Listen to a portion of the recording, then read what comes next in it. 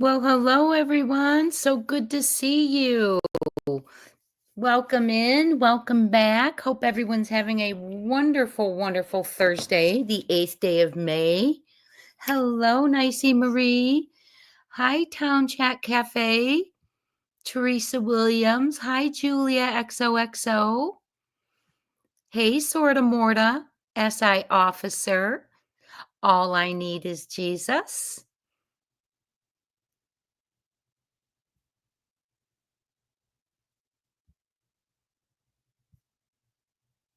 Hello, hello. I was trying to read your messages. I was just teasing you.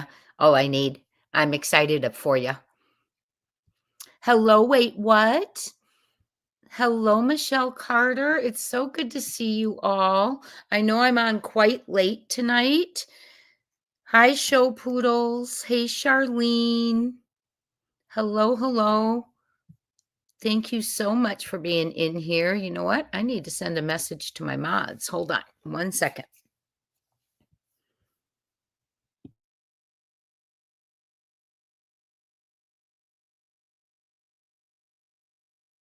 Hi, Michelle Lee. Hello, Roxy R and CC. How is everyone doing? We are here today to talk about Sebastian Rogers, 16 years old now, was 15 when he went missing from Hendersonville, Tennessee. He was reported missing on February 26, 2024.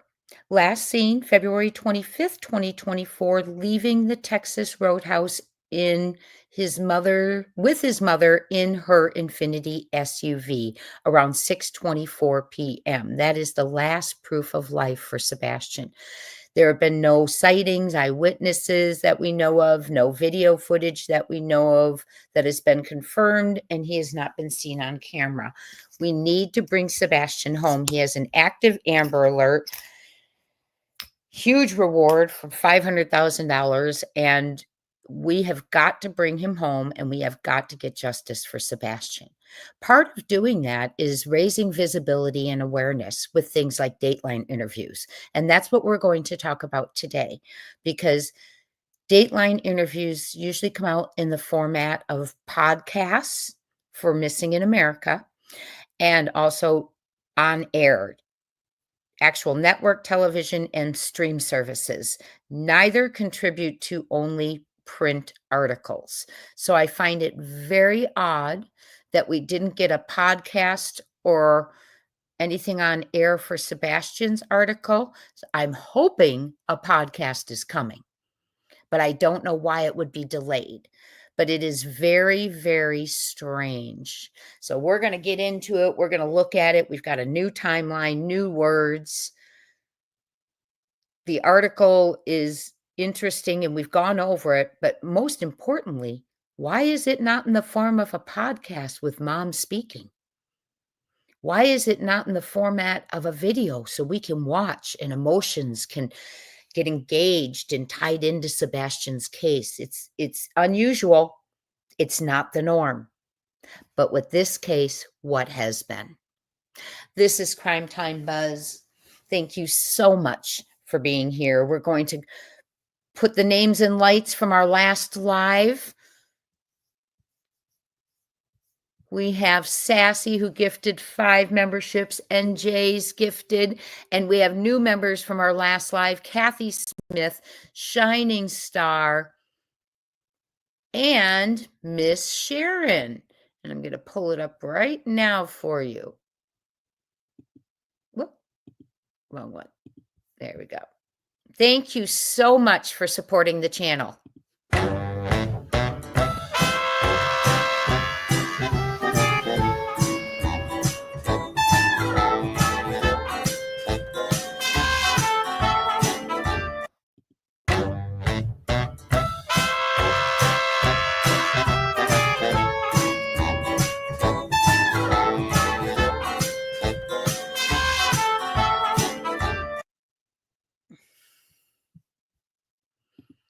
I want to thank you for giving others the chance to be at our reunions and our members' lives.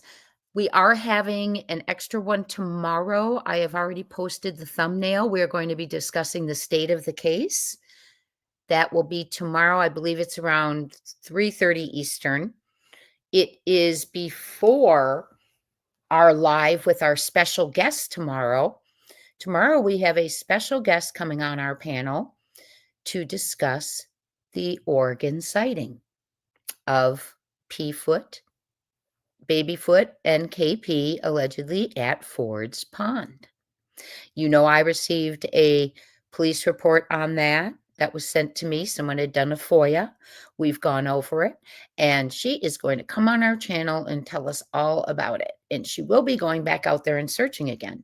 So don't miss tomorrow, please. It is going to be a great live tomorrow, 6:30 Eastern, with the individual from Ford's Pond who spotted the P-Foots and then went to the police and reported it. It's really going to be a good show. Prior to that, it's our members live, and that's going to be on the state of the case. So thank you all for being here. I want to show my superheroes from last show, and I see we already have a gifter whose names will go up in lights. Hold on one second. Let's get the superheroes out from last show.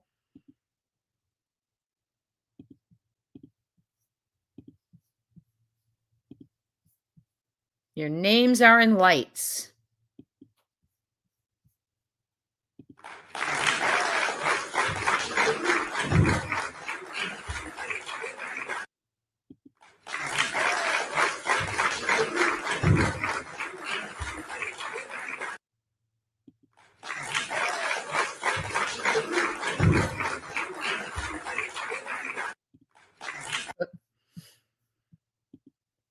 I want to say something that was really cute that happened was we had a war going on, and Shining Star, Gypsy, and Jen in Georgia all tied with 4.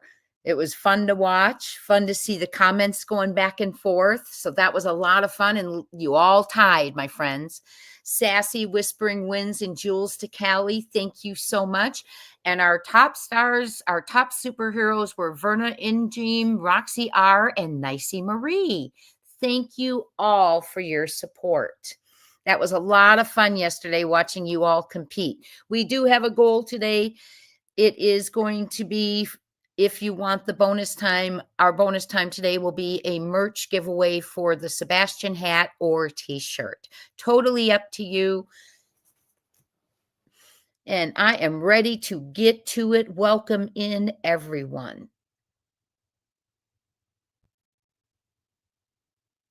And we already have people. Thank you, Pamela.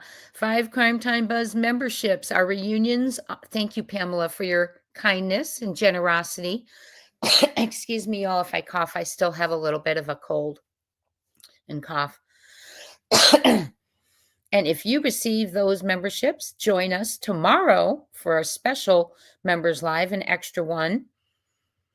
And then also Saturday for our normal 1 p.m. Eastern Time reunion. Welcome in, and thank you so much, Pamela.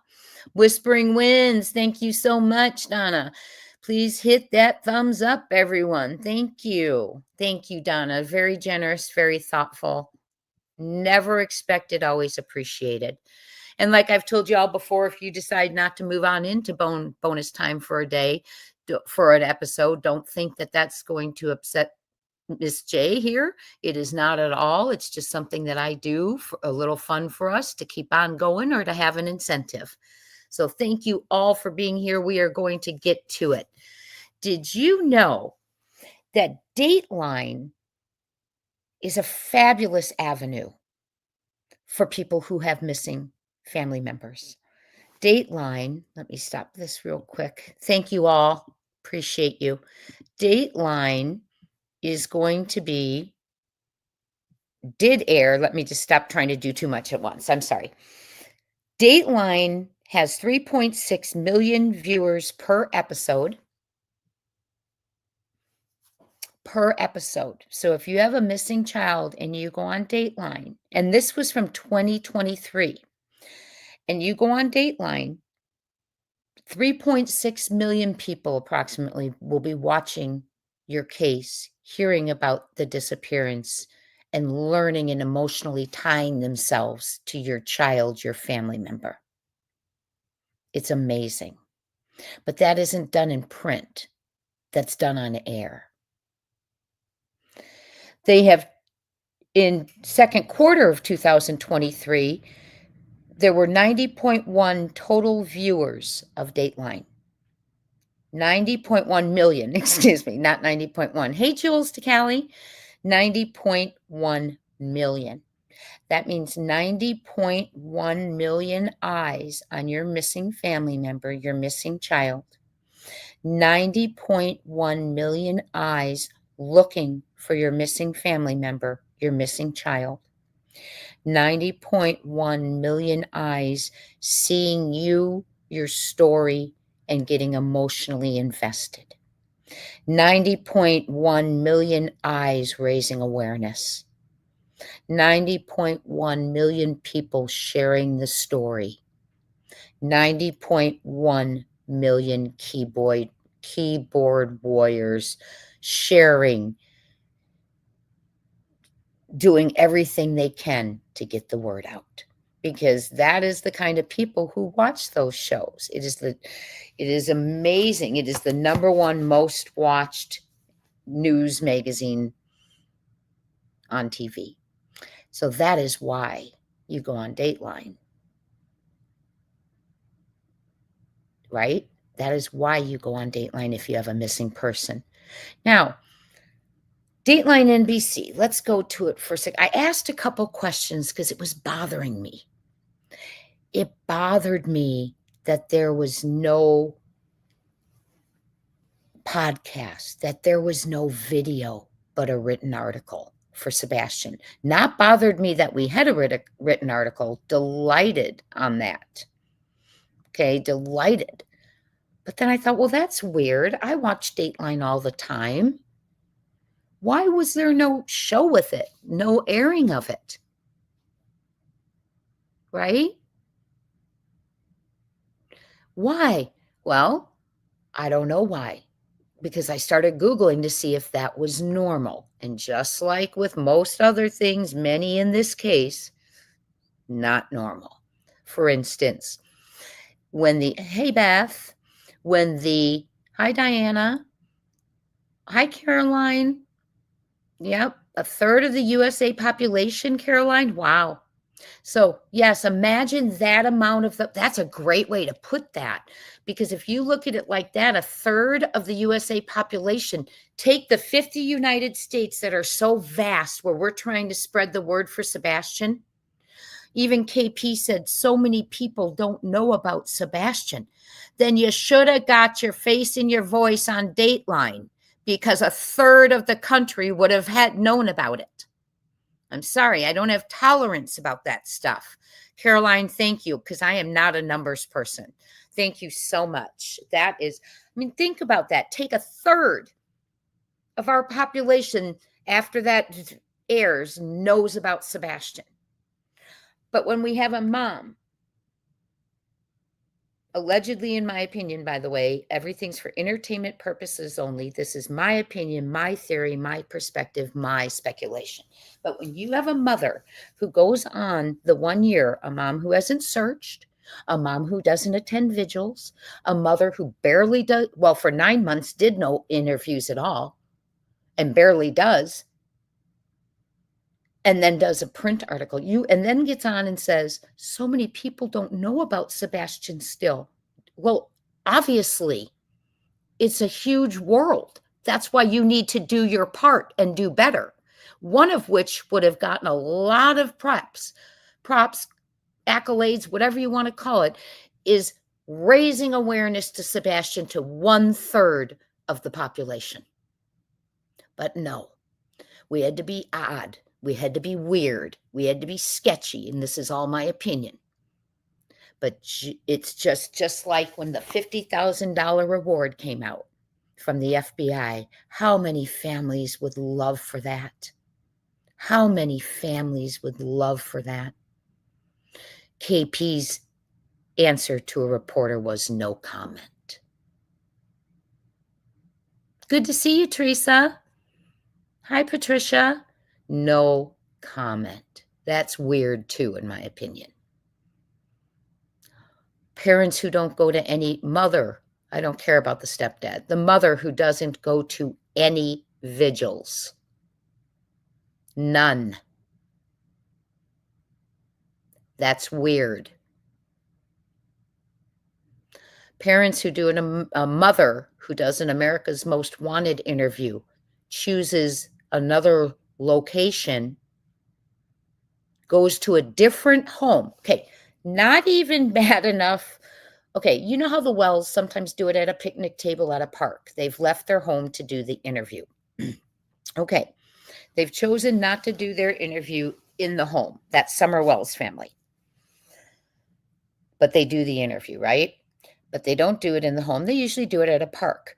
What I find totally weird is to leave your home and go to another home and do it. That's weird. Because why would you go to a different home? Just do it in your home on the island in the kitchen. Again, weird with the big box in the background with all the stuff they carried with them. Sebastian's stuff, Sebastian packed in a box. It's weird. I have a right to my opinion. It's weird. Okay, yeah, they're not home. But even if they were home and they go there, it's weird. It's to disconnect. And your purpose for the interviews, thank you, Caroline Miller, is to connect with your viewers. To connect with your viewers. So you bring them into the home. You let them see where the child's missing from, where he will return to. But no, we had to be weird again and go, I don't know if it was an Airbnb and what, and stand in a strange place, carrying a box, setting it down and unloading my photographic memories of my missing child from my box. If that did not speak volumes, right? That spoke volumes to me.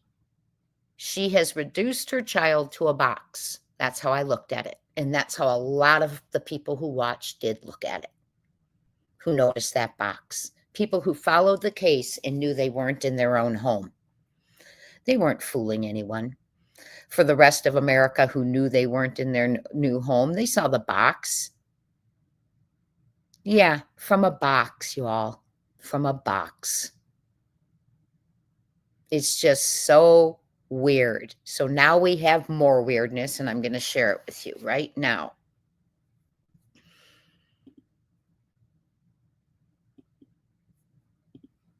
It's just all, none of it adds up, my friends. Anytime there is a chance to raise awareness for Sebastian, Sebastian's mother, in my opinion, does something so weird. My opinion. Not going to vigils, saying no comment when the FBI offers a $50,000 reward, not searching, waiting to search across the street from her house in the woods for almost 10 months or something. Weird. It's weird. And anyone who sees it knows it is. How about the hands interview? Weird. A chance to raise awareness and show your child, and you're showing your hands. Why aren't you wearing his shirt every time someone happens to get you out in front of the camera? Should be wearing a shirt with Sebastian's name on it, holding a framed photo, whatever. You should insist the people interviewing have a picture of him out. Something, if you're not capable of getting it out there, in my opinion. It's a travesty. It's devastating, and the world is starting to notice. Frank needs a tardy slip. Frank. I will be right there. Let me get my little searches out here first. Let me pull my first thing up.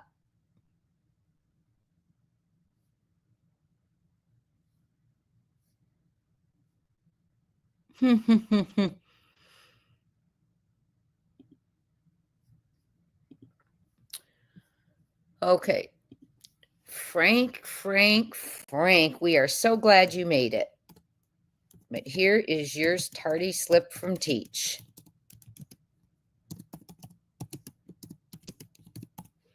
I'm sorry, I had to type it up. Welcome in, everyone, whether you're coming in now or were in here before. I appreciate this. I think this is very important. Hello, Canadian True Crime. How you doing? Thank you for my mods for always being so friendly to everyone who comes in. You do such a wonderful job. So here we go. Here's the first search I did. I asked, does Dateline Interview only do for print interviews? Because I didn't know. I thought it was so odd. Trying to get my screen. I'm not at my normal desk today. Okay. No, Dateline does not exclusively conduct interviews for print. While they may sometimes use elements of interviews in a print format, the core purpose of Dateline is to create and broadcast televised programs. The interviews they conduct are primarily intended for use in the televised segments, not for publication in a separate print medium, such as a magazine. Okay. Interesting. Hi, Lori. Very interesting, right? Not just for print. They use elements of that print article, but that's not all that you get. Hi, Bluegrass Meadows, excuse me. So then I asked, because I was like, wait a minute. Does Dateline also use podcasts? I was trying to find, it was just so weird to me. So, if it's weird to me, other people were trying to figure out why they were only seeing an article on writing. Right?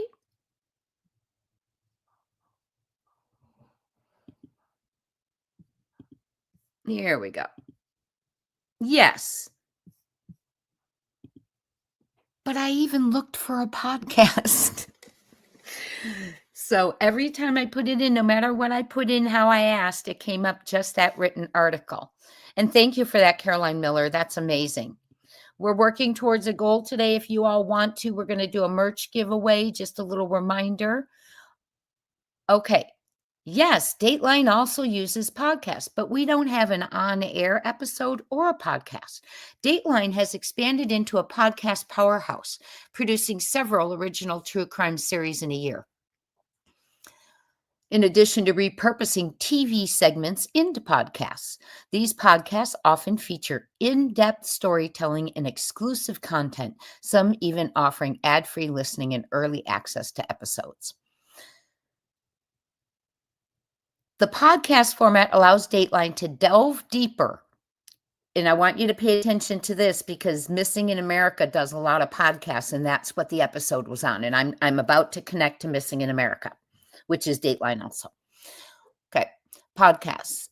The podcast format allows Dateline to delve deeper into their true crime stories, offering a more comprehensive and nuanced perspective than the television show.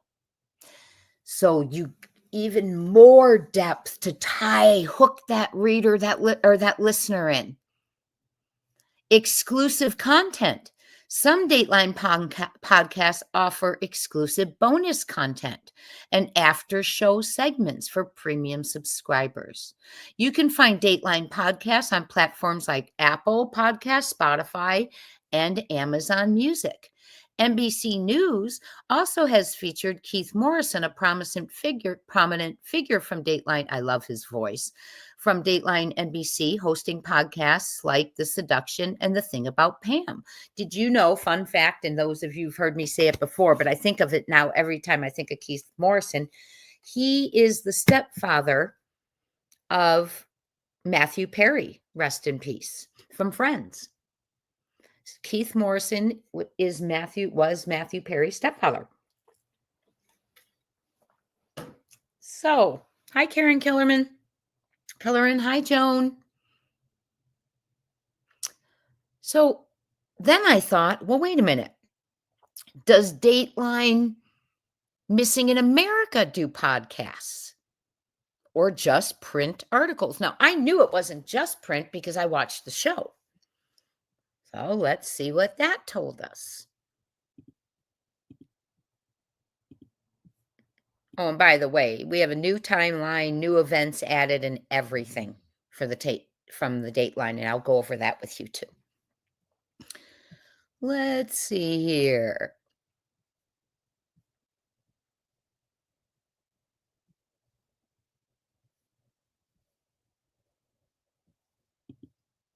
No, it's not that one.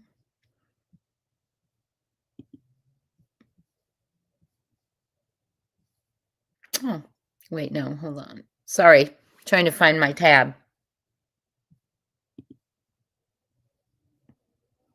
Hmm.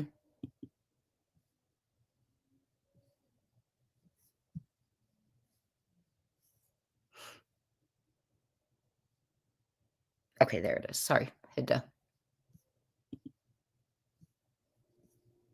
There we go. Wait a minute. It's weird. It's not showing up on my thing, but it's up here. There we go. Okay. Does Dateline, my question was, does Dateline Missing in America do podcasts for all of their interviews? Yes, is the answer. Did you hear that? Yes. Y'all, please don't mention creators in the chat. I appreciate that. We have to time you out because if from now on, this is a warning, just because other people will say something nasty and I don't want to open up people to that. So please do not say your own channels. Do not say other people's channels. I know. Just give them initials if you would. Thank you. And be sure to say, in my opinion, when we're talking about the case. I appreciate you all. Yeah, just give initials because inevitably, I went back to one chat and someone had mentioned this was months ago, and I never had paid attention to it. But later on, there was not nice comments when I went back to my chat about that channel that I had to delete. So I know you all are being lovely, but there's always someone trolling around who has nothing better to do than, bother others. So then I thought, okay, Dateline airs and they do extra episodes of you're fine, no apologies necessary. Thank you all.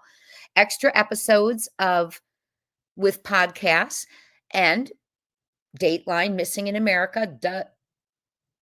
What was my question that I asked Dateline Missing in America? Sorry, I got sidetracked.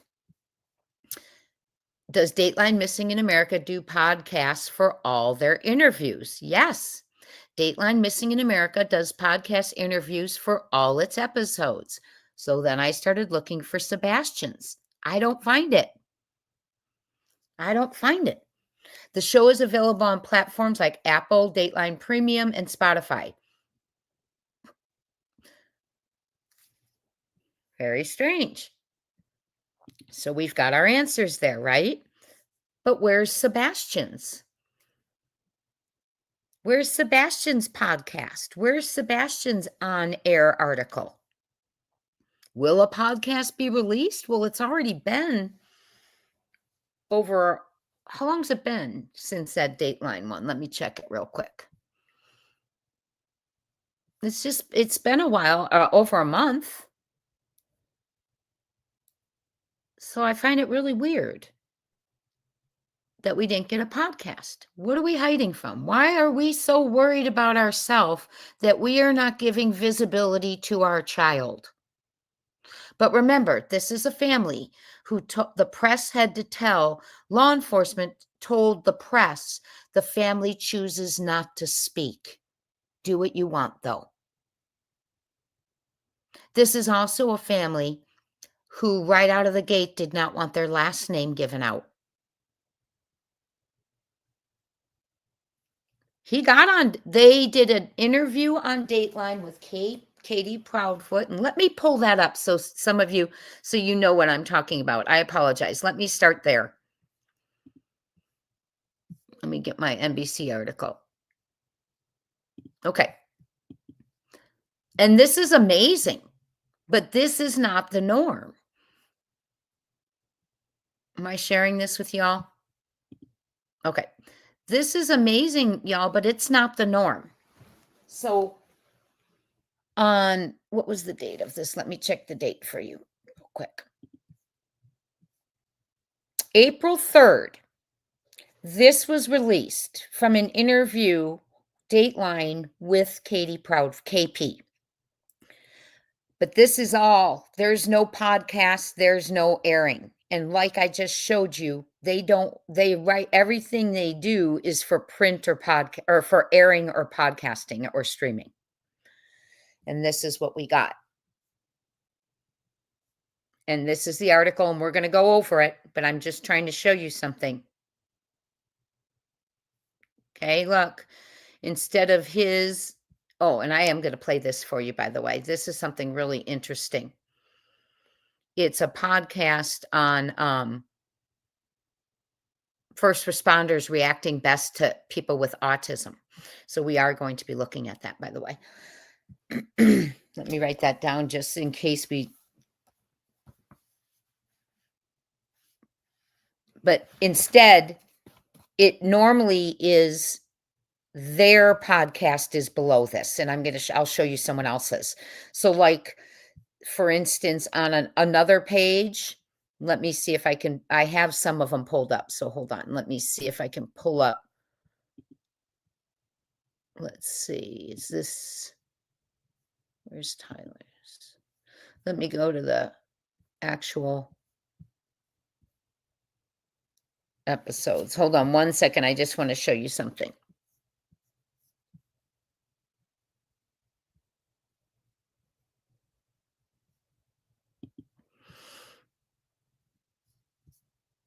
That's not the one.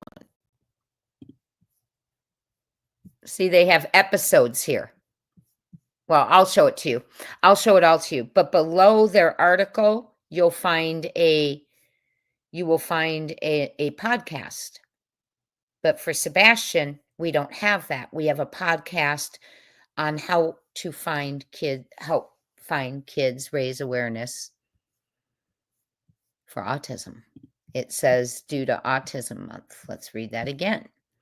As part of Autism Awareness Month, Andrea Canning sits down with a retired police captain who is training first responders on how best to interact with people with autism. Okay, so that's what we got. That's what we got this time, right here. They put a filler in there because someone didn't want to do a podcast, is my opinion. Okay? That is my opinion. We are going to go over this article in full at the end, but I want to show you a little bit of some of the episodes and things. Just so you know what you can have and what was chosen not to do. Jen, I'm not watching, but what's going on, my friend?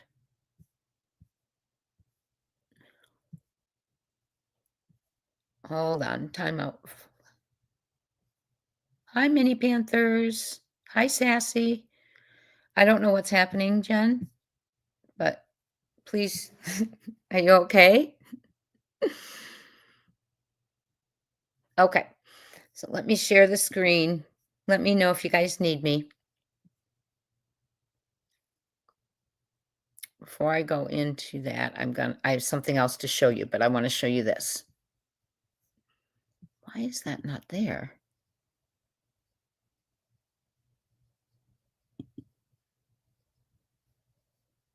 Okay. I'll share this with you. Okay. So let me make sure you can see this. Here is like season 3. Do you see? These are podcasts. So if I click, for instance, this was July, and so these are the seasons. This is the last season right here. So Sebastian's podcast would have been in here. Okay. Unless they drop a different season. But let me just kind of The one I really want you to hear, listen to the beginning of. Well, we're just going to go right here. Listen to this. Hear that? That's what a better way to money sounds like. Sorry, it's going to be. It also sounds like that. Got an ad too. And that. That's because Northwestern Mutual Financial Advisors get to know you better. But They I hear what's just want important you to to you and hear, help you plan to make it happen. you know, They see the opportunities and difference gaps in others reading might miss. for They help how make they your begin best their. life even better. That's a better way to money. Let's get started at nm.com. The Northwestern Mutual Life Insurance Company, Milwaukee, Wisconsin. Amazing deals for every day of summer are at Nordstrom Rack stores now, and they're up to. Anyway, I will play it for you. But look at. Okay, you get a podcast. And there's load more episodes. There's many. There's Daniel. Okay, there's many. But for us, for this one, and I'm going to stop sharing and I'm going to show you something else.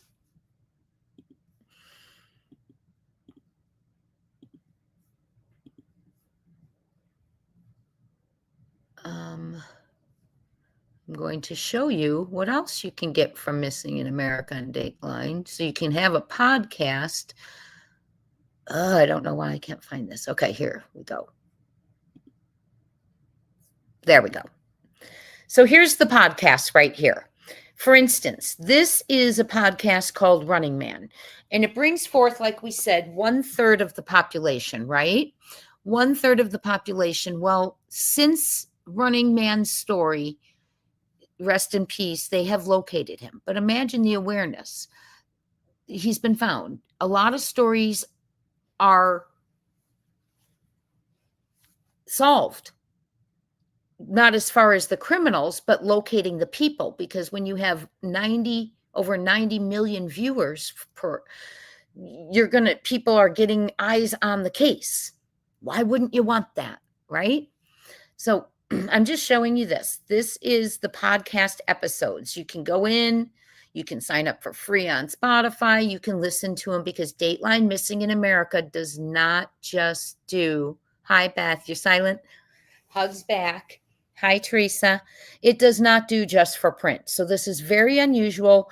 And they put a different video in under Sebastian about searching for autistic kids rather than a podcast for Sebastian. Very telling, my friends. Very telling. Hi, Rhonda. Very telling. We do have a goal tonight if you all want to stay longer and have a merch giveaway. Okay, let's keep going because I want you to see the podcast too. First, I'm going to share what Dateline brings to the table again. There we go. So Dateline is the #1 most watched news magazine with over 66 million total viewers across all of TV for third quarter of 23, and it went up because they had 91 in second quarter. So it went down. Okay. But anyway, all in all, 1/3 of the population. Okay. They went across the board. They are the #1 most watched news magazine and true crime franchise across all of TV. Who would pass that up?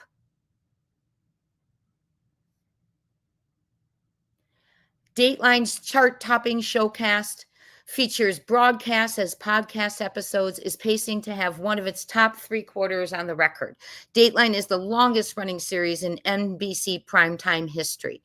Dateline's anchored, we know Lester Holt, I believe he's leaving, Andrea Canning, who did Sebastian's interview, Josh Mankiewicz, Keith Morrison, and Dennis Murphy. I love Keith Morrison's voice. #1 watched, #1 tunes in. Put a 2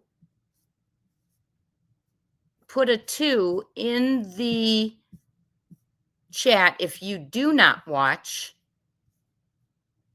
Dateline.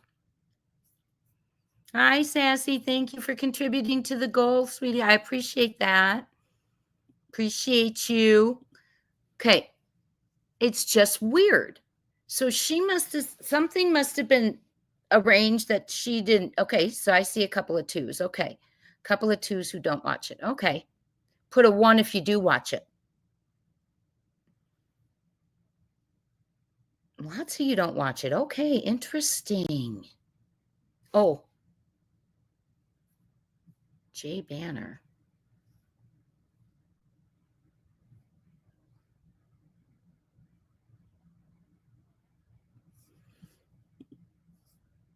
Thank you.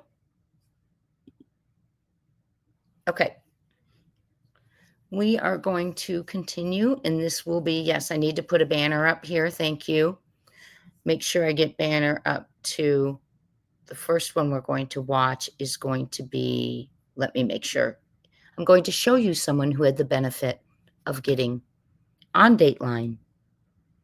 They did a podcast, they went the video, they've done it all because people know what you need is visibility and to raise awareness. A print article won't do that, especially in this day and age. We are going to get into, his name is Tyler Goodrich. He was missing and spotlighted on Missing in America and has been located. Sadly, not the answer we want. Rest in peace. Okay, let's make sure you all can see this. Okay, so Sassy, thank you so much. I appreciate you so much. Thank you very much. I'm going to take it down so I can show you all something. See all the different podcasts across the bottom? And I'm going to play an example of Tyler Goodrich's, who was missing from Lincoln, Nebraska. In that case, he has been located.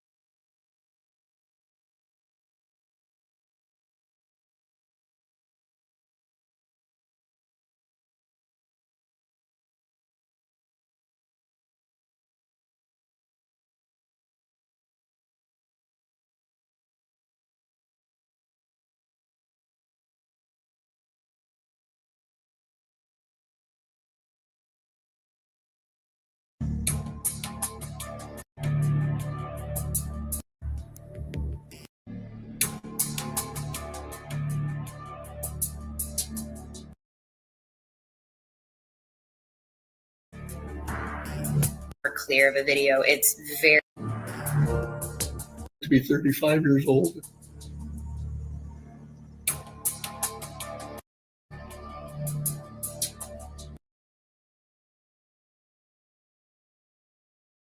Sorry, that's not the one I wanted.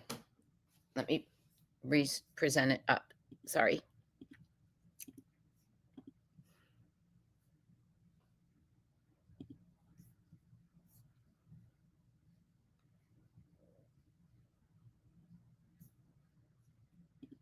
One second. I don't know. I must have deleted it. One second, my friends.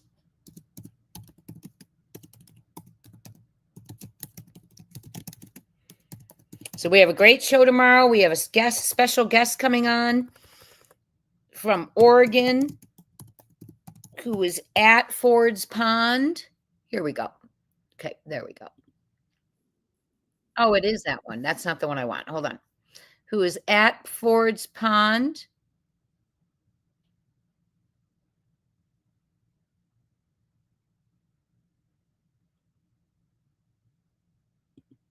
I'm just going to give you one blip.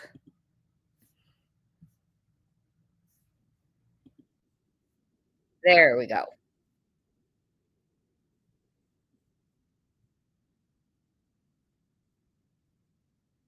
I found it. Hold on. Let me stop it.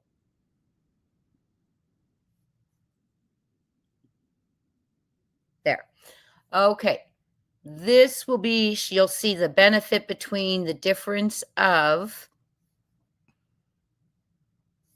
a print article versus drawing the readers in, the listeners into the case, wanting them to want to share, to talk about it.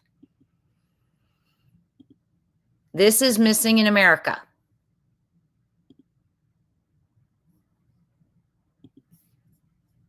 His 36th birthday, and in his hometown.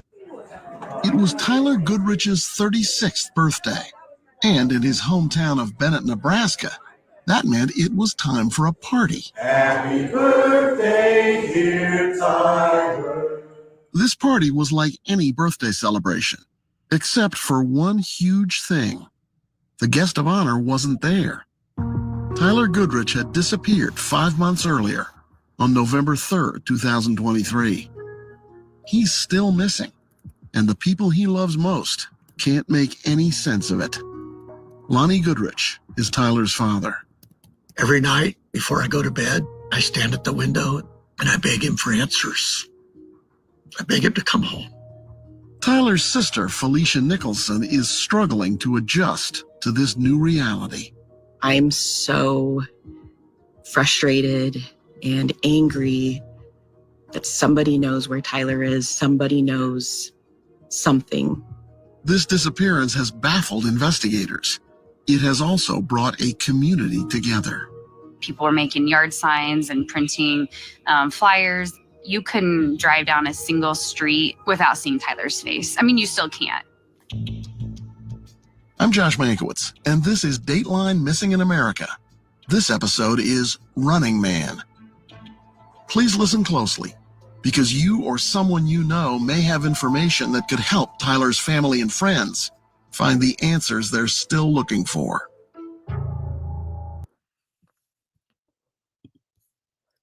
So that's the trailer to what they have coming for him. So, and Sebastian didn't get that. They ended up putting an autism podcast up, which based on the patterns, and I'm not doing that just to say it, but based on the patterns of Sebastian's mother, I would say she chose to do only a print interview. Did not want to do her voice. Now, they prep, they come out, they investigate, they do all that. Maybe she didn't want that stuff on there. So let's watch it again, see how they showed like a little piece. Let me get his full. Let me show you another one, because they draw you in. I want to show you one more.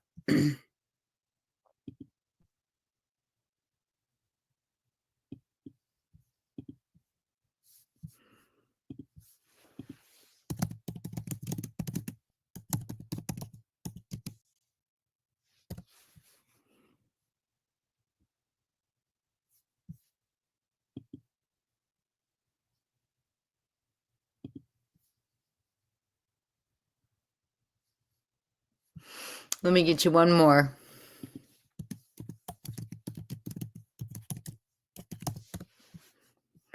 Okay.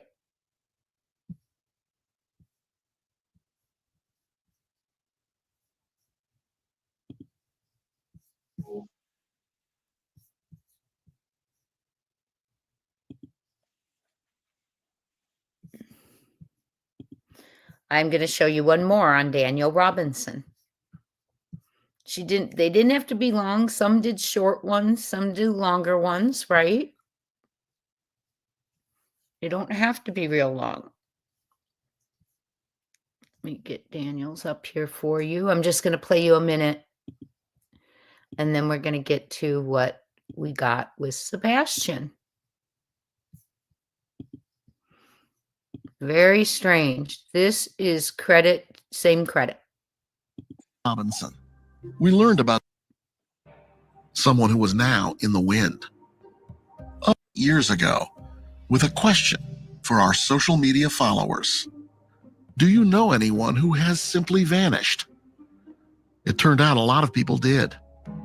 We heard from worried children and frantic parents, even from some who were total strangers, all of them seeking answers about someone who wasn't where they were supposed to be. someone who wouldn't just vanish, someone who was now in the wind. Of the more than 400 people we've reported on, more than a third are still missing. Those are people like Daniel Robinson. We learned about Daniel from one of our Twitter followers and featured his case in our online series in July 2021. In this first episode, we will take you into his mysterious disappearance and the ongoing search for this young man. See how much more it brings the story to life?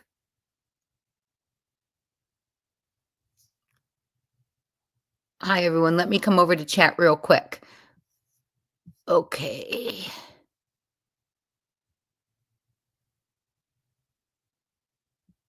Am I muted?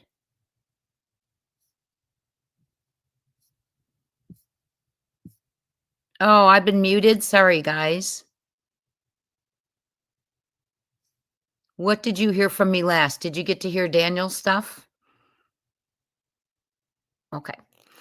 So it brings people in. Hi, Bo. It brings people in. And not to have it is unusual. So I say, why? Why didn't we have one? Well, I'm going to tell you why, in my opinion. Hi, Kloops. I'm going to tell you why, in my opinion. Hi, Teresa Williams. We didn't have one because someone chose not to do that. So they put in its place of a podcast for Sebastian, how to search for an autistic child. And I find it a travesty. And I'm so upset with her. She could have only a third of the cases they've aired are unsolved. Think about it. Thank you, Wait What, for letting me know. Only a third of the cases were unsolved. And then Sebastian got the print article. So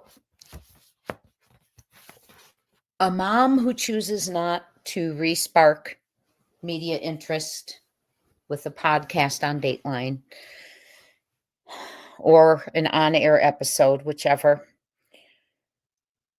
90 million eyes she chose not to have look at her son.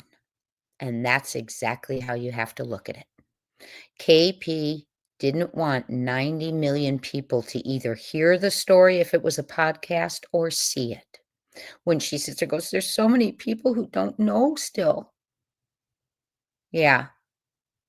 Well, usually what happens is you have a mother who steps up and speaks to the media and pleads for their child's life and speaks to the people who have her child and speaks to their child repeatedly, regularly, on a regular basis. Kyron Horman's mother, 12 years in, is still doing it regularly. So there is no excuse. None. I don't care. You can put, if you didn't want to do on air, she could have done podcast. But everyone's out here trying to raise awareness for Sebastian. And she has an opportunity to get over 90 million eyes on the story and chooses not to. Sumner County, these things need to be addressed. That's how I feel. They need to bring her in and they need to interrogate this woman. And I'm not a law enforcement agent. I'm just so upset. She chose to take 90 million eyes off of Sebastian. Just like they want all the eyes seeing the billboards not to see them. They want them down. It's just a travesty. I have too, Holly. I'm hoping in my hope of hearts that they're going to pull a magic trick out of their rabbit's hat. But my faith is pretty much diminished. So Seth has the ability to call the marshals. We did a show. Our bonus time yesterday was about that. The Sumner County has the right to, or is the one who needs to ask the marshals. Who wouldn't ask the marshals? Because you haven't found the kid and that's their specialty. So I find that suspicious in myself. But not only that, we found out a parent can directly contact the U.S. Marshals and ask for request assistance. The parent doesn't need permission from Sumner County. It won't affect relationships with their local law enforcement. They have every right to contact the U.S. Marshals without investigators making them feel uncomfortable for doing so, because they have the right as a parent. If one parent refuses, doesn't matter. Sebastian has two. And they can go directly to the U.S. Marshals and request for service. But I know one parent, in my opinion, who won't do that. Sorry, guys, my throat's getting a little sore. I find it just terrible. Bring emotions into it, get those eyes on it, get a third of that population looking. But no, we don't want that. We want the rest of the world to look. Well, I stay and CP in April, 2 months after, saying, oh, we're not searching because law enforcement has asked us not to. They want us to be available for phone calls. Give me a break. You got a cell phone, you carry it around. There's no excuse. Yes, no excuse for it. I'm disgusted. The world's disgusted. In my opinion, she's disgusting of a mother. That's my opinion. Disgusting. Yes, Teresa, I did see that interview. That was quite a while ago. It was a great interview. Yes, I've watched it. It's wonderful. I love it. Yeah, it is a travesty. So we are going to read the article and go over, and probably this is why she didn't want it aired, because it would have had to come out of her mouth and we would have heard the tones, because there's new information, friends. 14 months down the road of her child missing, and she decides to release corrected information, new information. Like I said, disgusting. There's no other word, and she should be ashamed of herself. But you know what? People like that don't have shame or consciences, in my opinion. Let me share it with you here.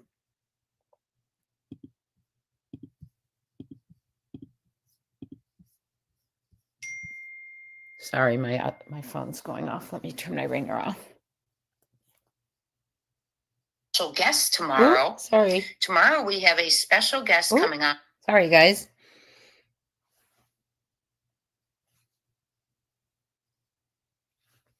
Okay. Where is dear Sebastian? Here's Sebastian's story. Did I show you him on the actual site? Let me show you him on the actual Missing in America site first. Okay, here's Sebastian listed under Tennessee on the Missing in America site. And they have, let me go back up. There we go. Sorry, I'm having a rough time. We're going to read the article, but I just want to show you up here.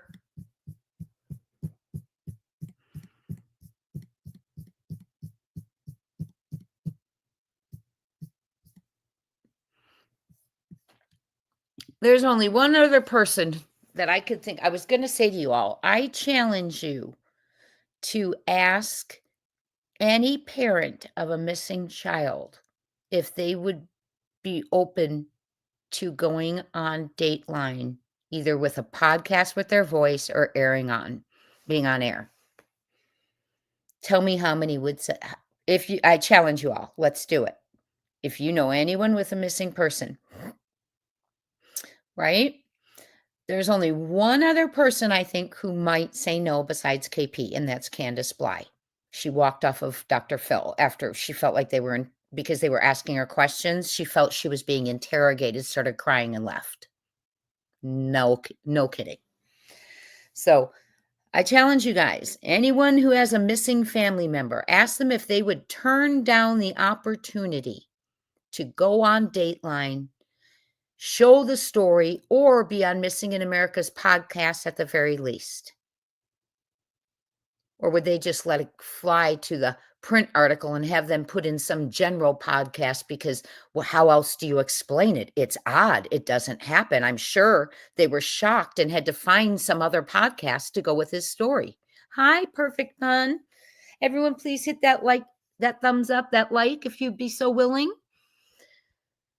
So this is 11 years of Missing in America.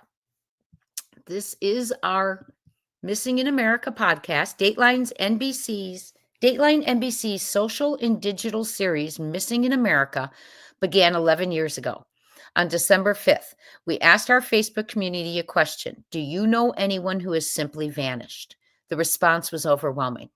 The next day, we decided to feature the story of a different missing person brought to our attention by a member of our social communities each week. Imagine the value behind that for the families, the victims. Yet there's some who are so ungrateful or something else. Hiding? Guilty knowledge, in my opinion. These are the stories of those who are still missing. Read and share their stories. Someone somewhere saw something, because people don't vanish. Look at this. These are all the stories that they have covered. Look how many more are in the East than the West. That's interesting. Okay, these are all the stories they've covered. Dateline, Missing in America podcast. Are you the key to solving a mystery? That question is at the heart of this podcast series from Dateline, featuring missing persons cases brought to our attention by followers on social media. So you can listen to the first 3 seasons now. So we have a podcast series. Armchair detectives get to help because they're looking for help. The cases, social media can recommend cases. So you see how many eyes are on this. But Sebastian's mom didn't do a podcast. They had to bring in a specialist on autistic searching. And I find that heartbreaking. Here's what Sebastian's mom did.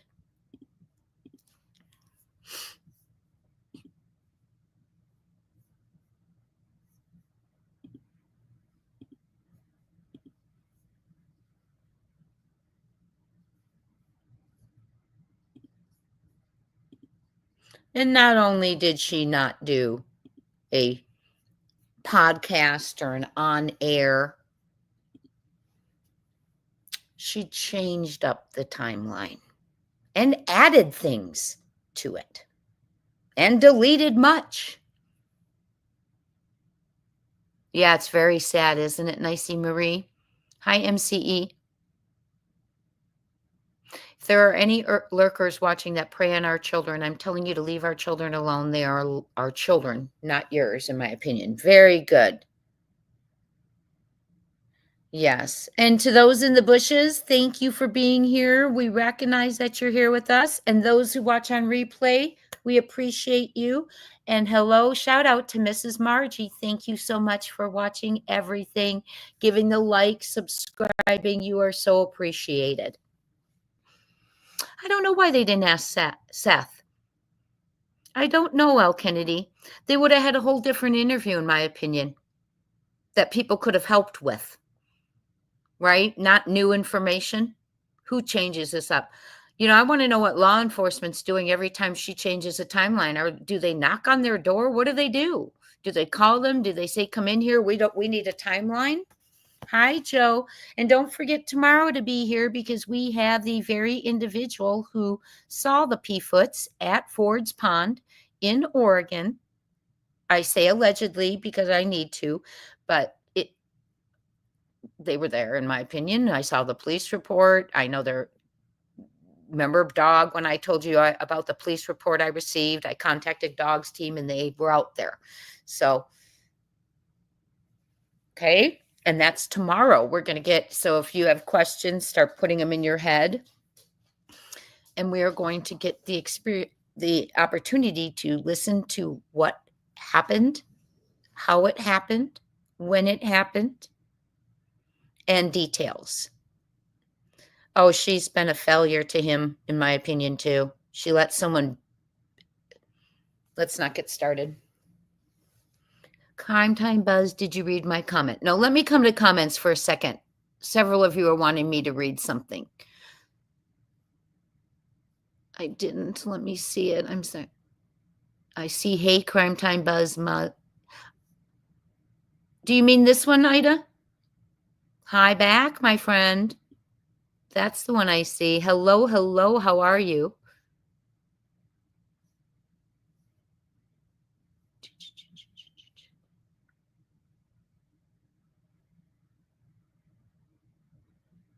Oh, absolutely. Seth was arranging for the ABA therapy and all that to be at his home when Sebastian moved over to his house. Why wasn't that in the existing home already? It shows a level of parenting that is very different. One who wants to put in programs to support, like he helped, he was aware, Seth was aware about Sebastian wanting to be in the agricultural program, knew he was filling everything out. Mom knew nothing about it, but yet she brings it up in Dateline. He was so excited about it. He couldn't wait. She didn't even know about it. Found out about it afterwards on an interview. Someone asked her about it on a panel. I think it was a panel. And she's like, oh, no, I didn't know that. And then she's on Dateline acting like she's the parent who assisted with it. It's absolutely gross. Like throw up in your mouth gross that a mother would do this to her child. And we have so many mothers who do this to their children. We need to end it.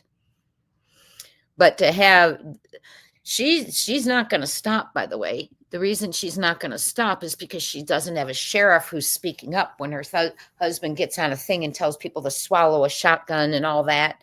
I mean, that's a threat. Nope, doesn't care. Just going to sit there and call it snuggle trouble. They're having a little snuggle trouble. They don't get along. So it's frustrating. That's why she's still walking around, because we have someone who views R as snuggle trouble. So what is kidnapping? A bad day? What's M? Oops. It's terrible, y'all. Oh, let me get off my soapbox. My blood pressure and heart can't take it. So I have written down everything from this article that was shocking to me. And I'm going to read it to you. And then I'm going to tell you what's different. Well, actually, I'll tell you what's different first. Hold on 1 second. Oh, my goodness.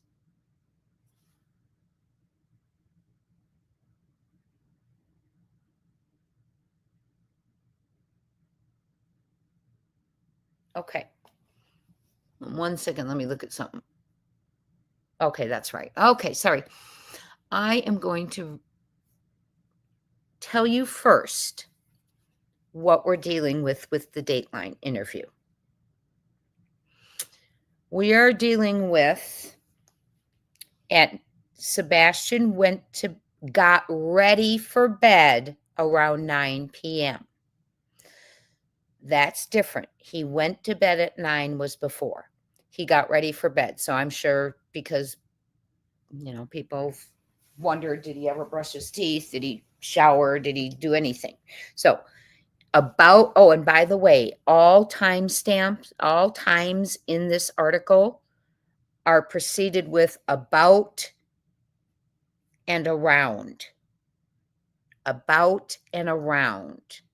There is no specific time frames being given here from the mother. None. 14 months and her baby's missing and she can't get a damn time straight. I'm looking, Ida. I don't know if I see it.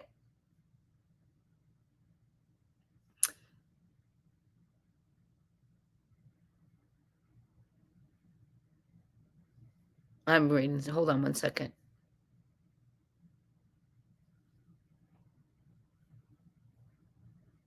What are we asking if is Seth's aware of? What's going on?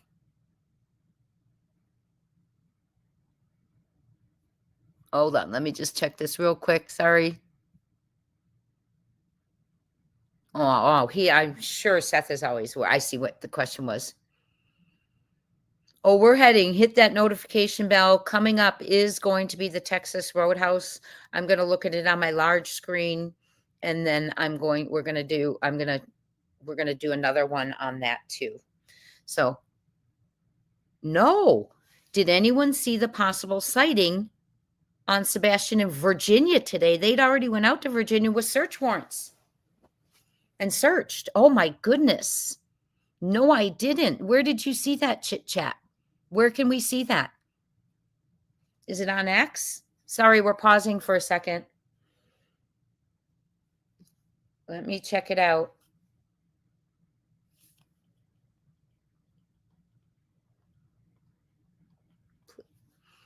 Where, Bubbly Beth? Where? There's a sighting of Sebastian. Oh. Yeah, I'm not going to. Verified. Okay. That's all I needed to know. Okay. Hold on. Let me send a text real quick before I do anything. Before we do anything, hold on one second. Mods, take the chat, please.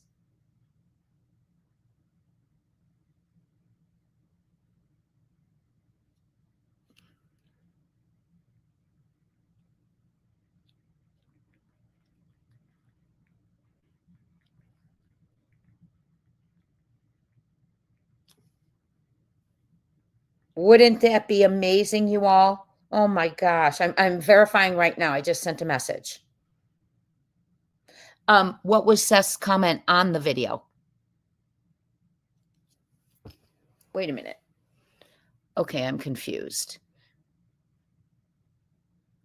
My heart sank when I saw the video. Yeah, Jay, I just saw the video. It kind of looks like him. And I heard Seth is going. I just messaged Tony. I'd like to see the video too. Who has the video? You're allowed to put a creator's name in there right now. I'm sorry, y'all. I haven't been on YouTube much.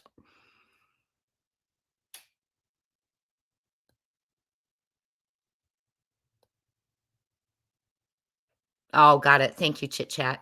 Yeah, I was going to say I'm. Oh, is that the only one who has it? Hi, Jen. Thank you for your 6 months of support, my dear.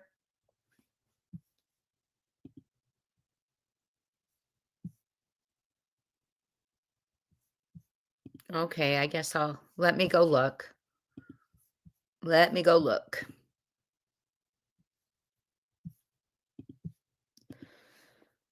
Okay. Great.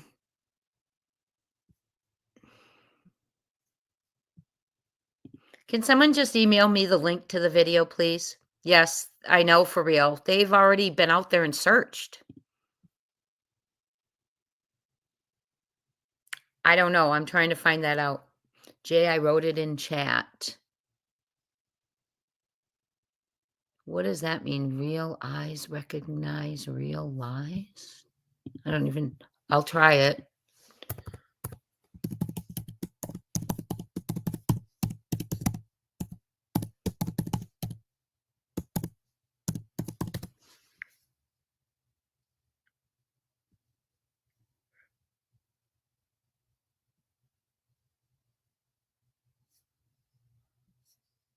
Oh, I don't know what that is.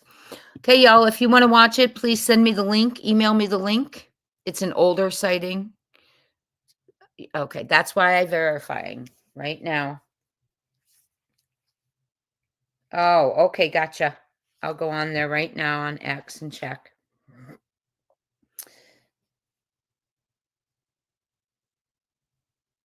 Sorry we're paused for a second, but this is the whole reason we're here.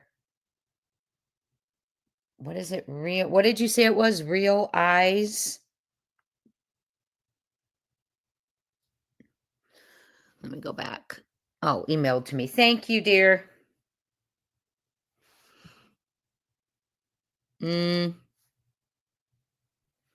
Thanks, Doodle Mom.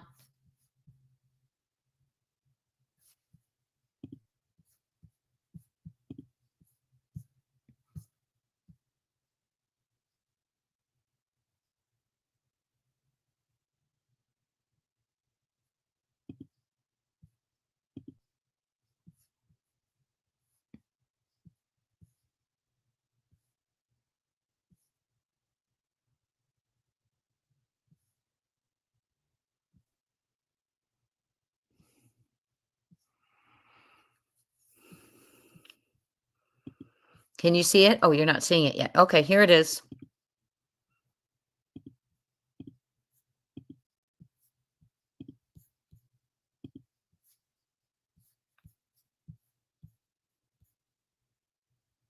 I don't know how to make it. Oh, yeah, let's save it to photos, but I don't know how to make it larger for you. Let me hold on. There it is.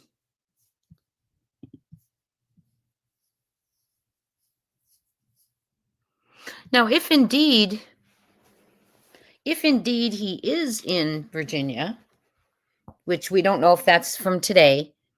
So remember, they were already there.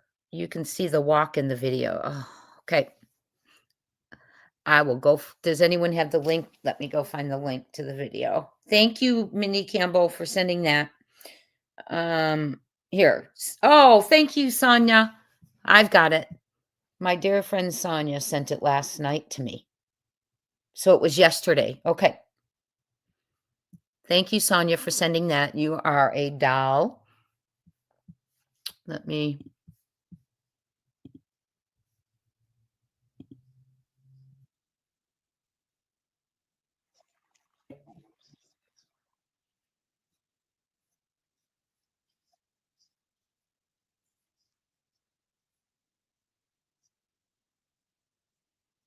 May 8th.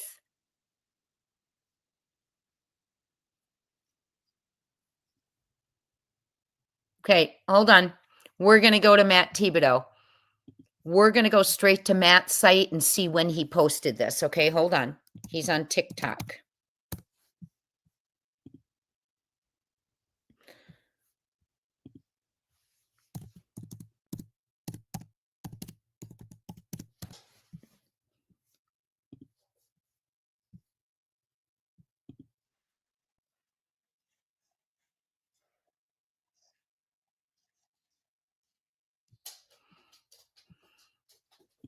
Okay. So you're doing great. Thank you all. I appreciate you. It does kind of look like him. I'm going to pull up. Well, we don't know how much. We don't know, though. We just don't know what his size would be. Feet look a bit smaller. Okay. If he's with family in Virginia, he could have put on weight. We don't know. But if he's in, yeah, he posted an hour ago. That's why I wanted to double check to make sure someone wasn't, because sometimes we watch something and it's something that a video with someone else's stuff in it, and we think it's from today, but it's from back ago. So I just wanted to make sure. It's not been over a year. It's been over a year that Sebastian's been missing. But my point is that, guess what? If he is with family in Virginia, it would not be odd to have him walking around because he wouldn't think he's not supposed to be there. That's just my theory.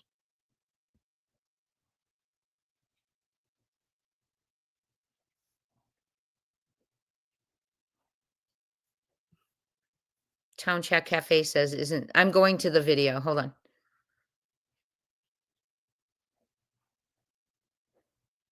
I don't know. I've taught at a private school before, and most of the kids wear Crocs, but it wasn't a requirement. So I don't know. I don't know where the photo's taken. Let's go to the TikTok and listen. We can listen to it a few times, okay? We're going to pause reading the Dateline article because we are Sebastian's Army, and this is why we're here. Oh, you're right, Caroline. If he was in Virginia, he'd be talking to his mom. And they went in there. Bristol Valero gas station. Bristol, wait a minute. Okay, let's just keep going. Bristol. I didn't catch that. Okay. Oh my gosh, I'm shaking right now. Whew, okay.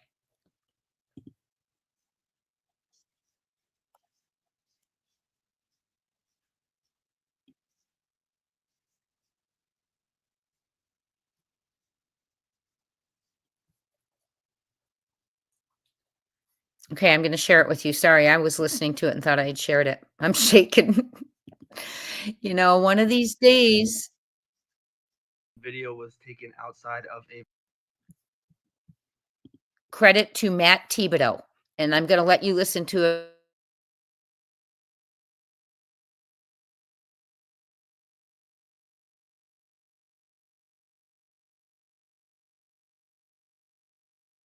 so late, but I was just sent this video and I really want to get this out there. There was a potential sighting of Sebastian Rogers in Bristol, Virginia. The video was taken outside of a Valero gas station off exit 7.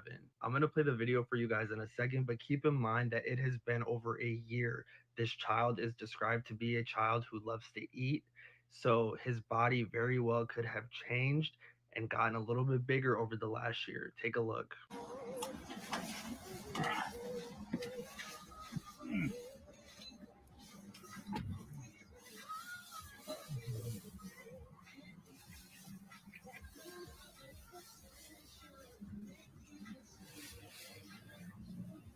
What do you guys think? Do you think this could be Sebastian Rogers? I did send this into the Sumner County Sheriff's Office, and obviously we're going to have to just wait and see if they can vet that and figure out what is going on with that and if that could be Sebastian Rogers. I will say that if you feel like you are seeing someone who is a missing person, put your phone down, don't record, keep your eye on them and call authorities right away, because this could have been figured out if this was Sebastian or not hours ago had that been done. I will say that this is one of the more promising potential sightings that I've seen thus far. At the beginning of the video, you can see that his hands are kind of like this, like Katie Proudfoot described him to stand sometimes. His speed walk to the island kind of looked like the way that they described Sebastian to have walked. The same black rimmed glasses, or at least very similar, same kind of hair color. I mean, my fingers are really crossed right now. I really hope that this is Sebastian. Hey guys, it's so late, but I was just sent this video and I really want to get this out there. There was a potential sighting of Sebastian Rogers in Bristol, Virginia. The video was taken outside of a Valero gas station off exit 7. I'm going to play the video for you guys in a second, but keep in mind that it has been over a year. This child is described to be a child who loves to eat, so his body very well could have changed and gotten a little bit bigger over the last year. Take a look.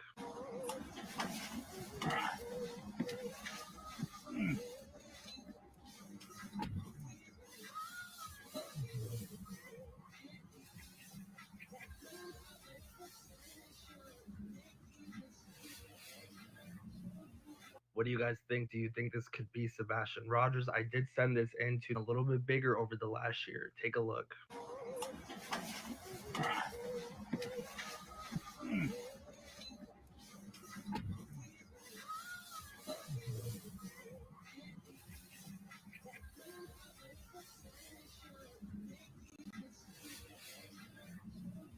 What do you guys think? Do you think this could be Sebastian Rogers? I did send this in. Body very well could have changed and gotten a little bit bigger over the last year. Take a look.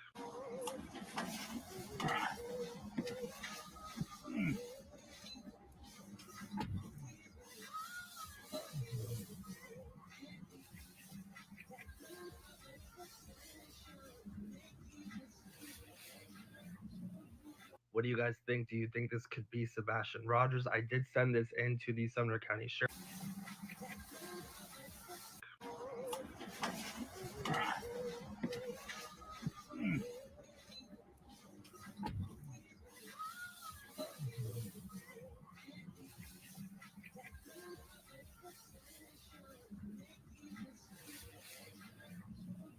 What do you guys think? Do you think this could be Sebastian Rogers? I did. What do you think? What do you think, my friends?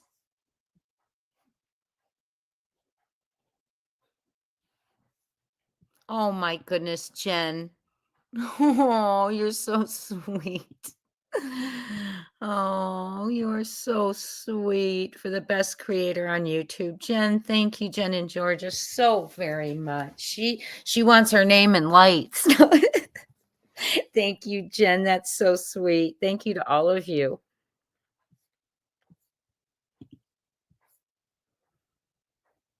Thank you, my friend. I really appreciate that. That is so sweet. What do you think? His leg, let's put the photo up again that one of our friends sent to me. And that's what I get for not checking my email last night, because I received this last night.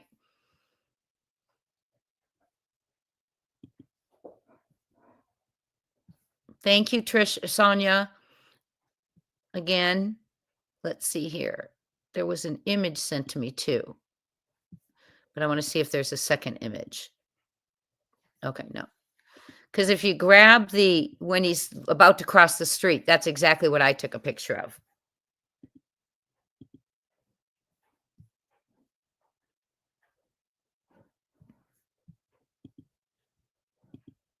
Okay. Can you see it now? Let me share it with you. I'm going to show you the picture. Hi, Crochet. Hi, little Miss Sharon. Your name was in lights earlier.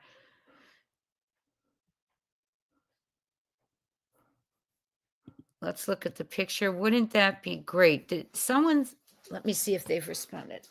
I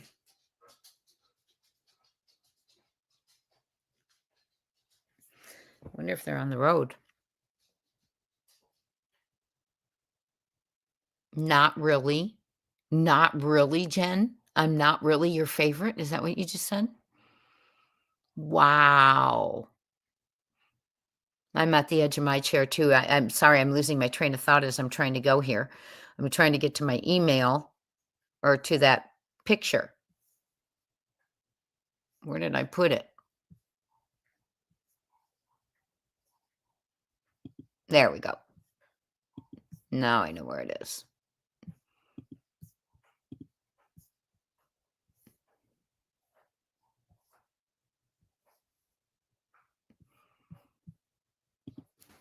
Hey, my friends. So let's talk about it. Oh, you said you're not so sweet. No, I'm just teasing. That I can test to. She's feisty. Just teasing. Thank you again. That was very generous. Hi, Ida. How are you? Hi, Sunset Gazing. It's been a while. Yeah, the legs look a little more meaty. But it wouldn't, in my opinion, if he's in Virginia. Hi, Becky. Why post it now? Well, they just spotted him last night. They just spotted him last night. Oops, sorry.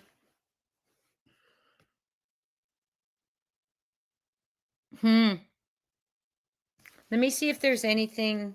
Let me hold on one second before I get to our new events and new timeline stuff. This is just really important. Wow. So did they say it's a gas station? Is that where he's coming from right there? That little sign right there? Oh, you don't have it on yours. So a gas station. I don't know, YouTuber. It does look like him to me. That's what I was going to say. Let's look at his walk, and then I'm going to pull up Texas Roadhouse, and we're going to watch him walk. It was at a Valero. Thank you, Show Poodles. That's what we're going to do. We're going to look at this video again. Oops, sorry, buddy. You want to come lay by Mama? Excuse me, my dogs want me. We're going to look at this video again. I've messaged Tony, and we are going to then look at the Texas Roadhouse.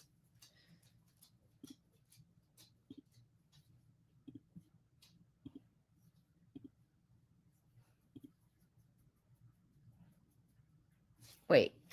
Yeah, okay.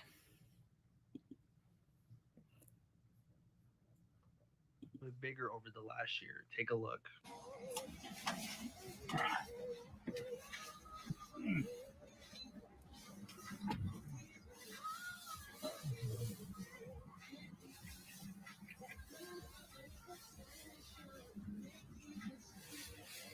Oh, someone could have seen a What do you guys billboard. think? Do you think this could be Sebastian Let's do it Rogers? one more I did time. send this into the Watch Sumner his County walk. Sheriff's Office, and obviously we're gonna have to just wait and see if they can His toes are pointed more outward than what I'm. What do you guys think? Do you think this could be Wearing Sebastian Rogers? slippers? I did. Oh, they are Crocs, I think. Okay. What do you guys?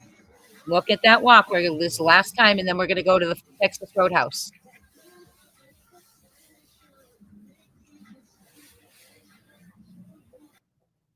Okay, let me go to dog site real quick, and we'll go to the Texas Roadhouse.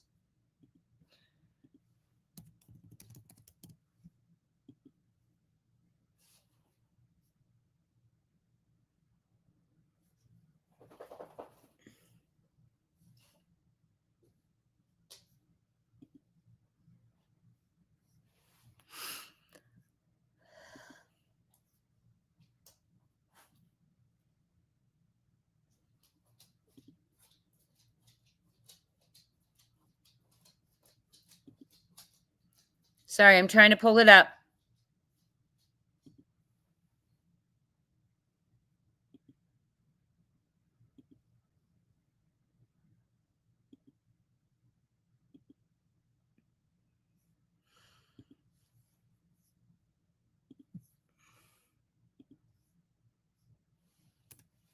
Okay. Hold on. Here we go. I'm going to watch him get out of the car.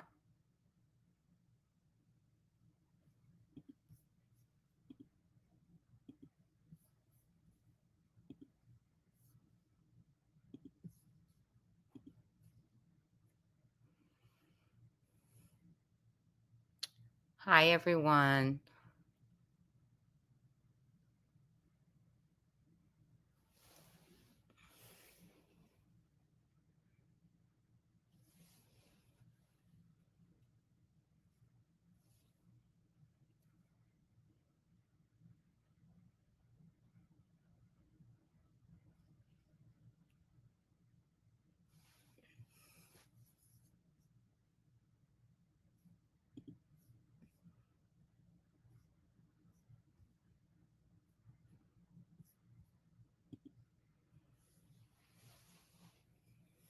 We are only seven super short of staying for a raffle.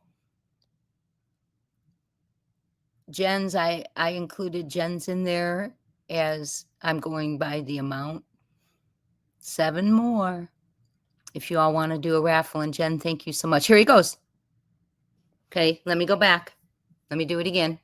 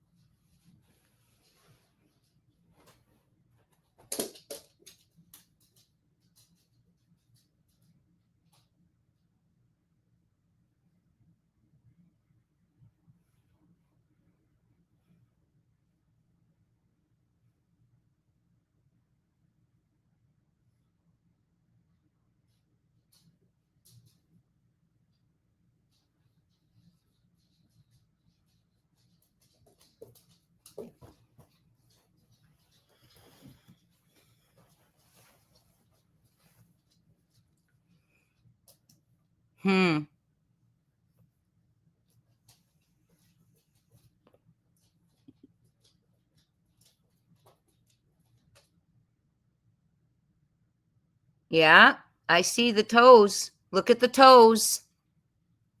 Watch his toes when he comes around the yellow pole.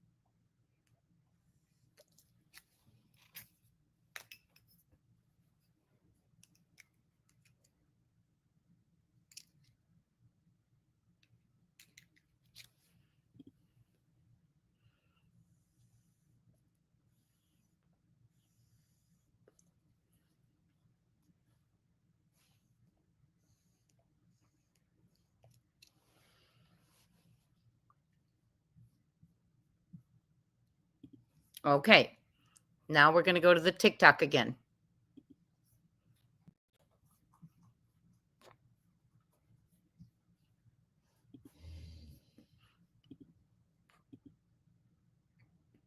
Tippy toes, and if you can see, one of his toes are pointed out.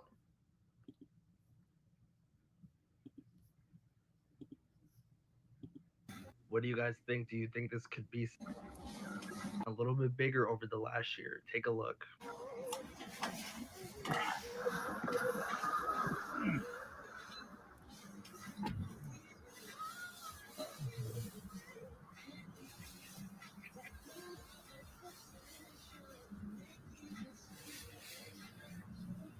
What do you guys think? Do you think this could be Sebastian Rogers? I did send.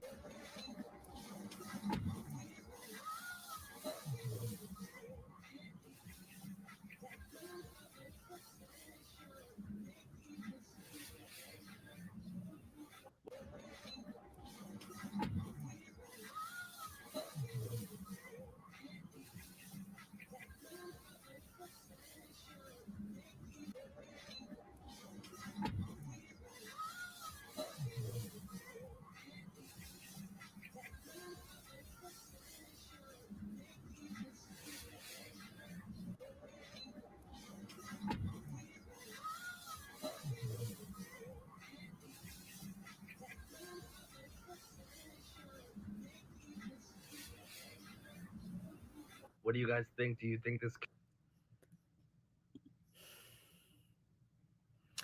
What do you guys think? Not to say what he said, but what do y'all think? I think he looks a lot meatier, right?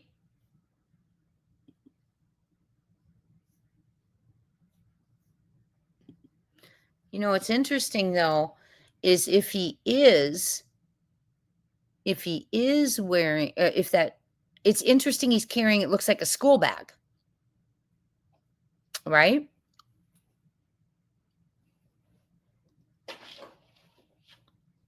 You don't think it's at all Sebastian? No, maybe it's a relative. I don't think it is. Prayers, it is. I still have hope too. He's heftier. Absolutely. But then again, maybe for a year he was kept inside. I don't know. And eating and, what are you doing, baby girl? Eating and I don't know, y'all. I hope it's him. Let's say that. I don't have any pics of Sebastian with a school bag. A large pocketbook, yeah. Okay, the glasses frame is wrong on the temples, but remember, y'all, he could have different glasses. Does this kiddo have glasses on? Could have different glasses, could have contacts in if this isn't him. He could have orange hair, blue hair, purple hair, a shaved head, long hair, in dreads. We do not know. He could have gained weight from sitting around, from anxiety, being away from his dad, whatever. You can't lose height. I love this. You can't lose height, but you can gain height. That's a good one. That's good. Yes. You either have short legs or long legs. You think those are short legs? Let me look again.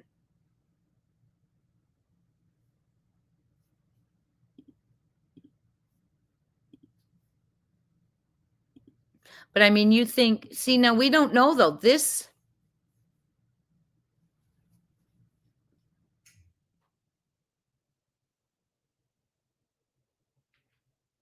okay, let's look from here to here. Okay, his waist is about right here. That's where so he's not real. Let's go back to the Texas Roadhouse real quick.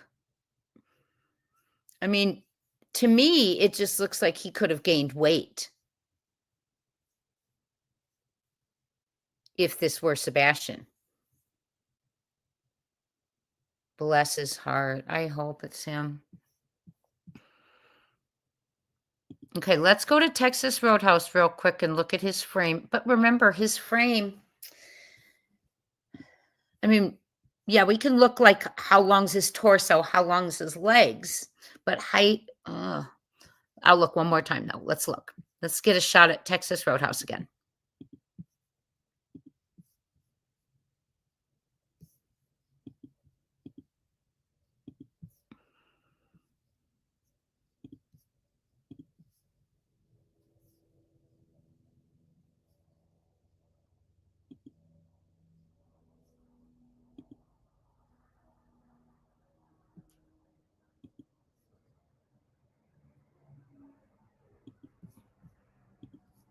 Okay, you've got it. Okay, I'm making sure you could see it too.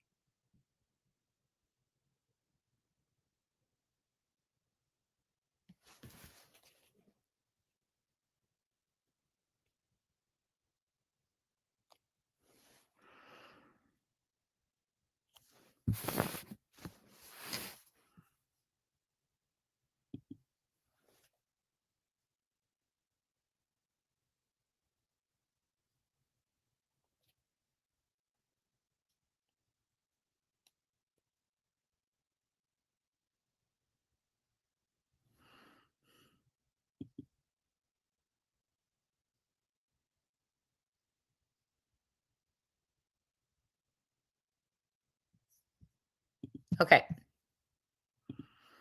Okay, I don't know if any of you were able to get a picture of the back of his frame, but I got a little one. And I'll crop it. So hold on, let me crop it and send it to you. I'll crop it and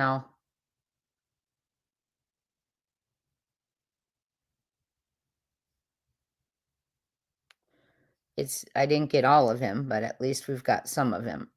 The part we're actually talking about.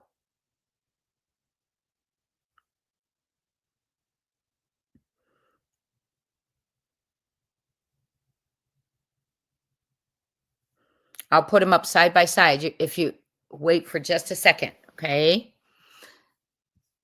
Oh, when he walks to the bathroom? Okay, hold on. Let me just put this one up first. Someone said something, asked me a question. Do a still frame, Jane. Got one. Hold on. I'm doing it.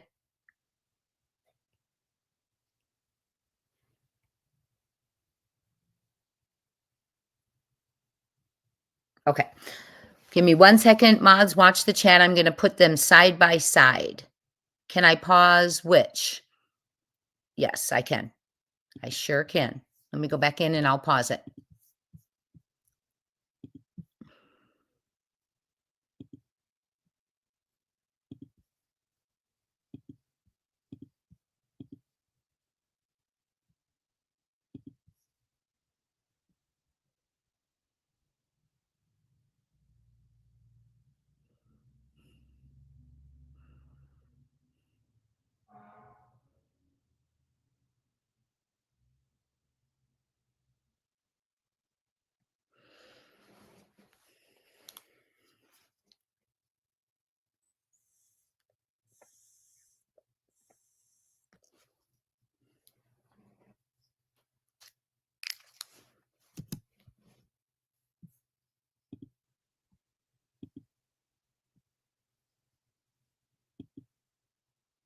Well, here's what I'm going to do. Here's what I'm going to do. Hold on, guys. I'm going to get it right here.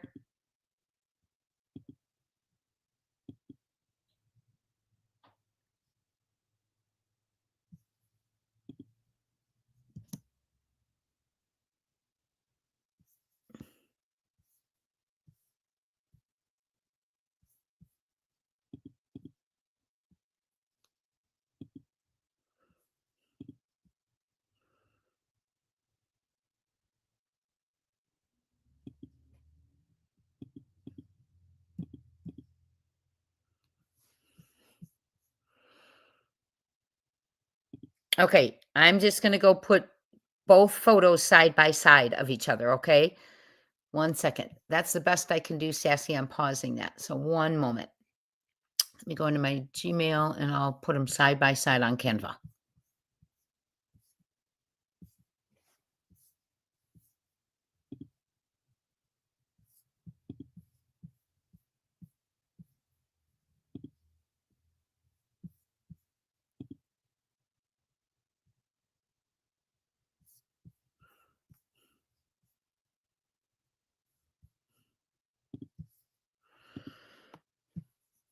One second.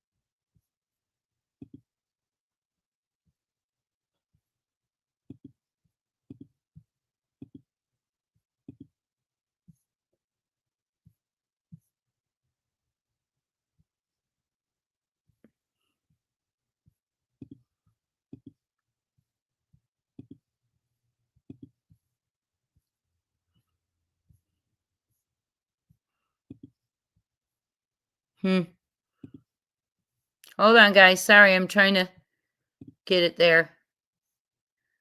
It's one image I can't find. Hold on. Let me try and go in again and save it again.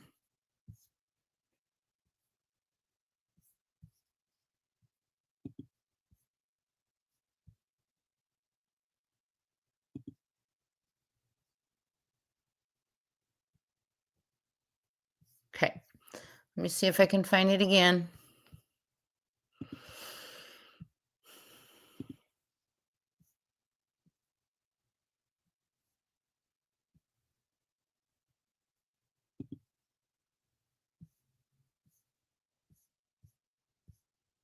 There it is. Okay.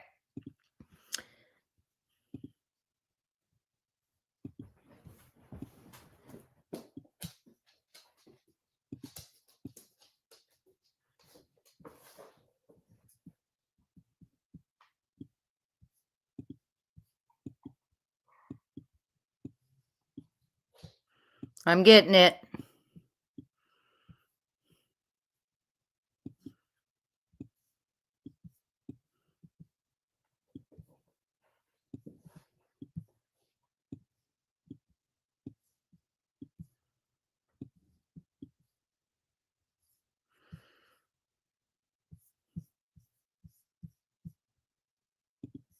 Okay, got it. Watch.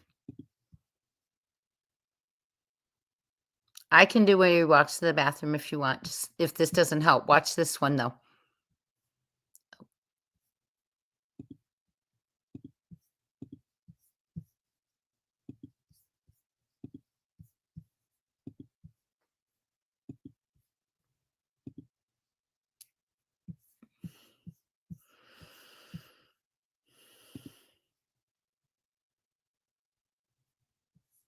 Put me in for the Sebastian t-shirt, although I never win anything. You're so cute. You could win. You could win. Everyone's in for the Sebastian t-shirt. If we make the goal, everyone stays for our bonus times, because not everyone can do it every day. So we work as a community. So yes, you're in, my friend. Sorry, we're so focused on what we're doing right now. Okay, so, and then I will go while you all are looking at this to the Texas Roadhouse one when he goes to the bathroom. Oh, that's the most recent one, isn't it? So I think I have to go to X. Talk amongst yourselves and see if you think that could be him. I don't think it looks that skinny then when you...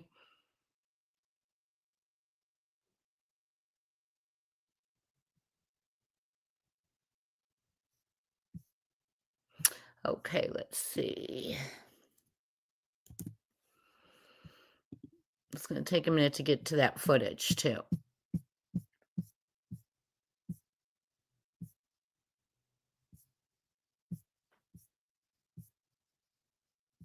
I'm just going to go to dogs. His will be easier.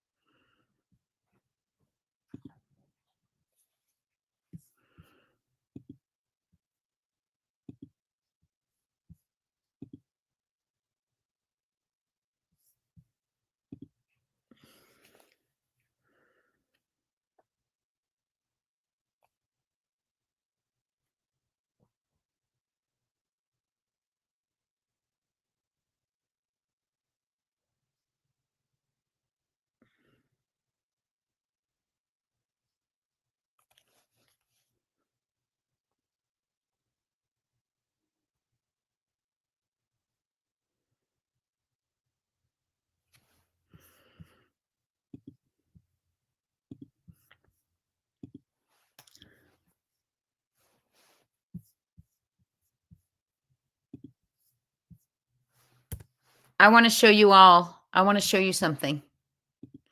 I want to show you also. Oh, you didn't even have anything to look at. I'm sorry, you guys. I thought you were studying the photo. Oh my goodness. Hold on. I thought it shared. There. And then I'm going to show you him getting up from the table. Okay. Let me make sure you're looking at it. Okay. See here.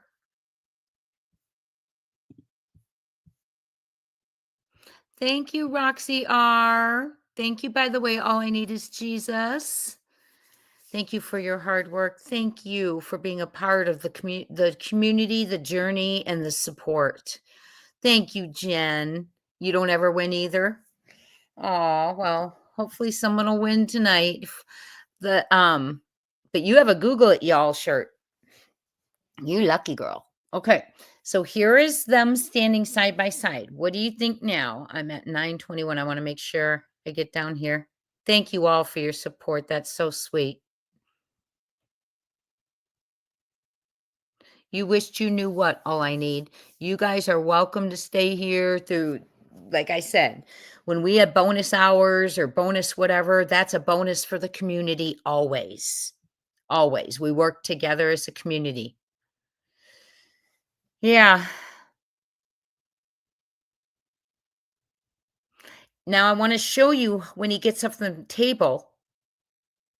Oh, remember you're looking downhill in Virginia. It will change the height. Yeah, I want to show you guys one thing. I want to show you the video, how watch his toes and his feet in this at the Texas Roadhouse.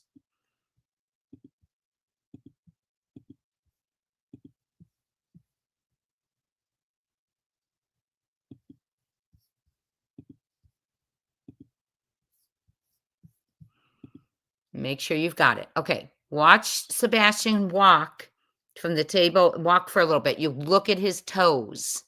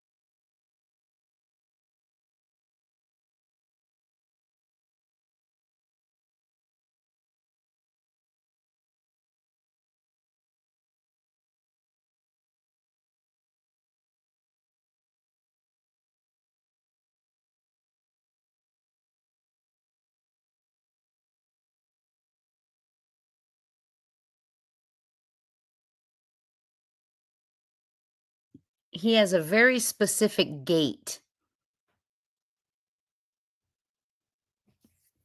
But let's go back to the photo real quick with that side by side.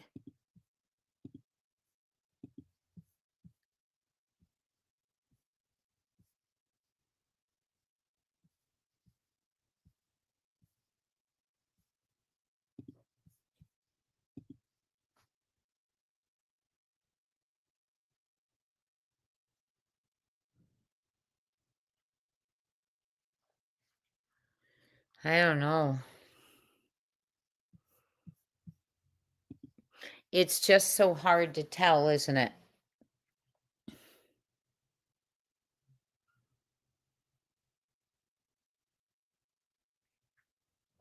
Yeah, it is. Let me check my phone and see if I've... Okay, so let me ask you a question. Someone said, one of you said Seth was going there. Who was that? I want verification since it was put in the chat. Someone said Seth is going. And I want to know where you heard that. Because that could be, he could be driving right now. That's why I'm saying they could be driving.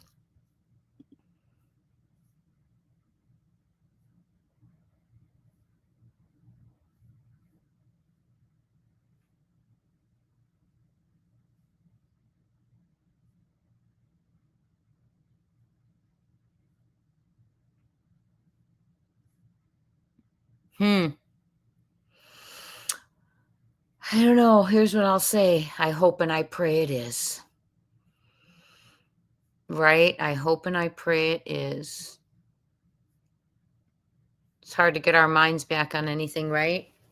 Me, Jay, not him. Not him. Okay. Looks like a male to me. Probably just a shadow. Back of his head and his hairline's the same.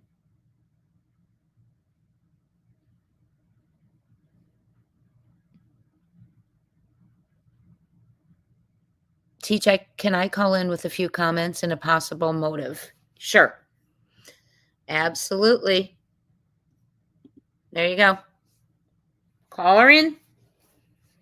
Caller, and sorry, y'all, we will get to our Dateline timeline. I just want to, you are welcome to give me a call. Mini Panthers.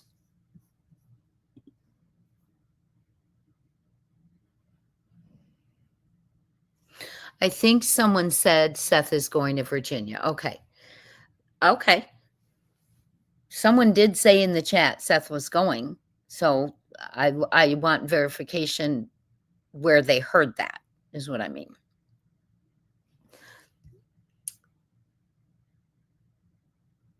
Oh, sorry, Lady Freedom Ring. Here you're looking at all this stuff and wondering what we're doing. There has been a possible sighting. Hi, Kelly DOG. There has been a possible sighting of Sebastian. I got to watch my phone. I don't know if my ringer's on. Hold on, Mini Panthers. Get my ringer on there. Okay. I had to turn it off because so many people were calling during our shows that about non-mod stuff, but not my mods. Sorry, I'm late here. Okay, so here's what's going on. There was a sighting apparently yesterday, I believe, because I received it at 8 o'clock last night. In Bristol, Virginia, at a Valero. This is a photo in the middle of the young man who someone believes may be Sebastian. And praise God, people are looking, right? Praise God, they're looking for him. They're noticing other kids. And hi, Hope Floats. So we were just looking and comparing two of the back views. Hold on one second.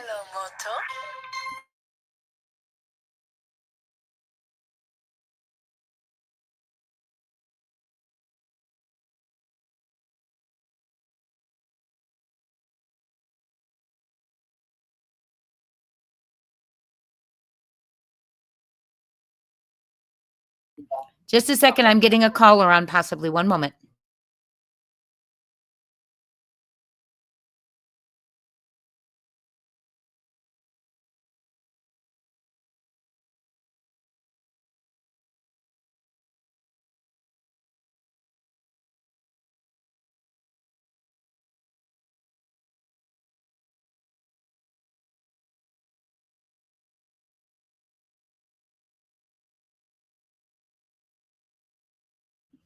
Okay, thank you.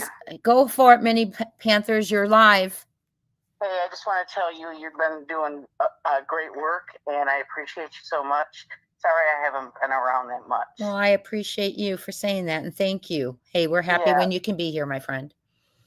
Okay, my youngest son, when he was that age, went through some really odd growth spurts where, like, all of a sudden it was like he's 2.5 inches taller, and his shoulders would widen, and his waist actually looked like his waist even widened, and his body type actually changed more into a man than a boy's from the time he was 15 to actually he grew till he was 21. So he grew massively, but he had a growth spurt and then he quit, and he played for high school football, and the high school coach saw him the year after he graduated, and he had hit a really huge growth spurt and said, geez, oh, Pete, why couldn't you have done that 2 years ago, So I don't discount the size of the person's body in the photos and videos. Just because he's parts, he could have filled out. You're cutting out. Okay, go ahead. We don't know how he's filling out or growing, and he was wearing shorts, and also we don't know the angle and the proportions to get the exact height or anything, just from that quick. Great point. Well, but I don't think, obviously, I do think Sebastian's bones were longer, and I pray that I'm wrong, and I pray this is him. Say it again. I pray that I'm wrong, and I pray it's him. I mean, I really do. I do too. And people in the chat are saying, well, if it's him, he wouldn't be allowed to go loose. Why wouldn't he say anything, or why wouldn't he contact his dad? In my opinion, if they were to tell him he's there to be safe from CP, and if he reaches out to anybody, including his father could possibly be hurt.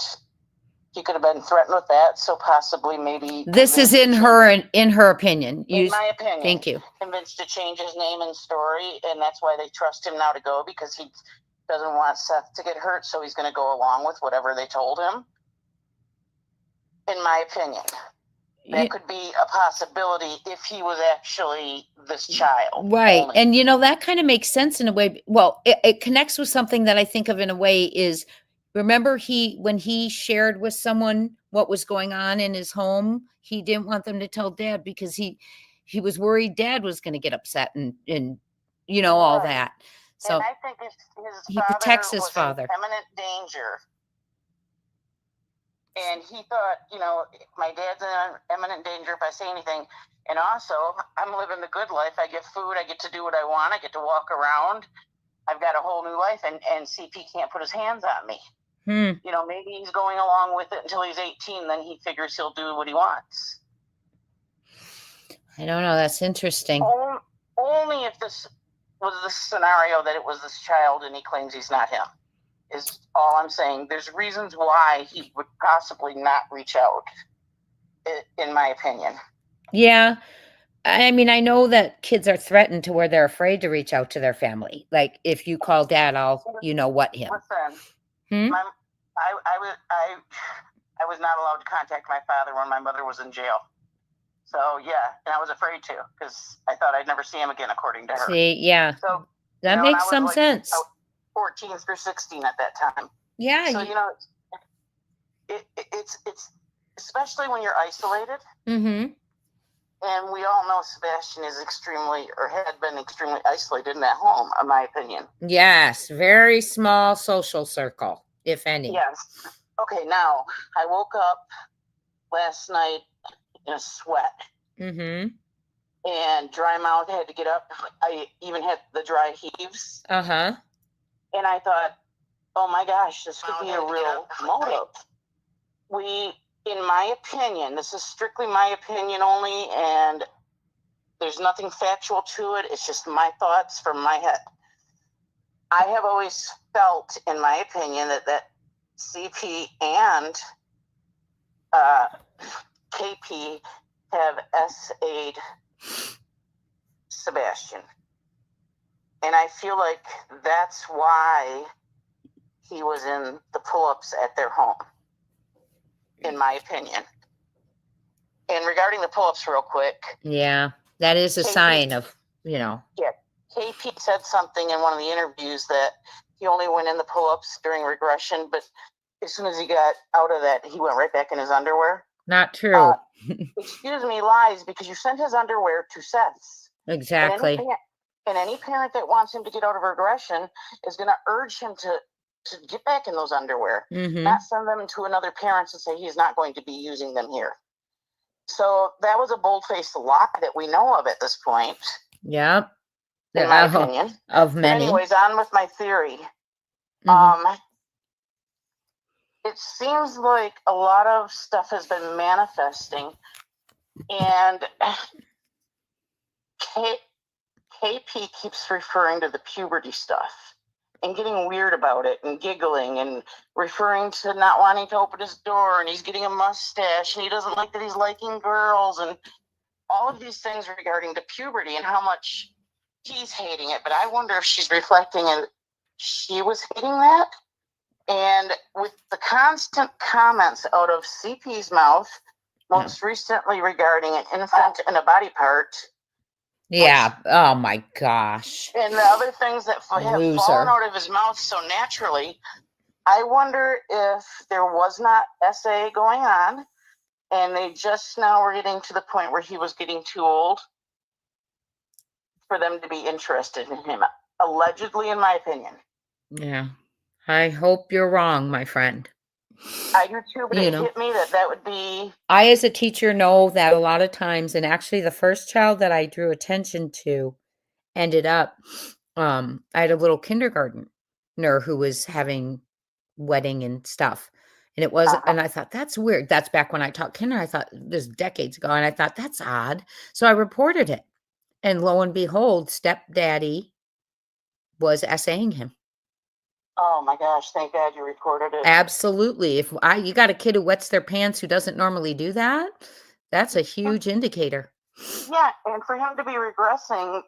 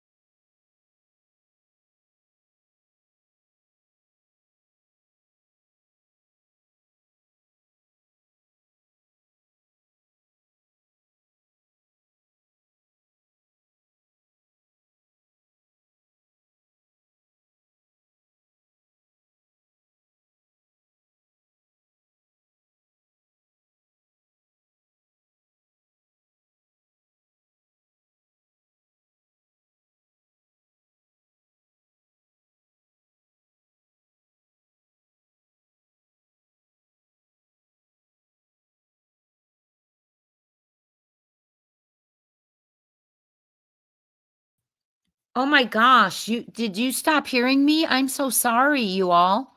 Did you hear our caller? Did you hear our caller? Huh.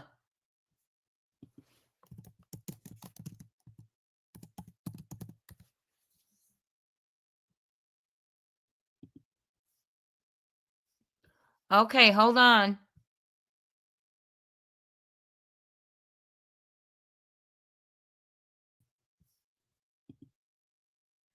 Now can you hear me? Weird.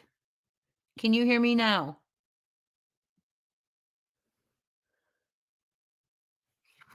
Very strange. Okay. Sorry about that. Was removed from the stage and I forgot to put myself back in there. So, yeah, I was addressing someone who was worried that this was up and would risk someone's identity. And I agree with you, but I'm a day late and I got it last night at 8 p.m. and didn't open my email. So it's been up on a few channels since then. So it's out there. It's already out there. So let me pull up I'm praying. Let's all pray that if it's him, Sebastian is located and brought home, because if it is Sebastian, he's safe. He's safe, my friends. I mean, safely, we know he's not where he would want to be, but he's safe.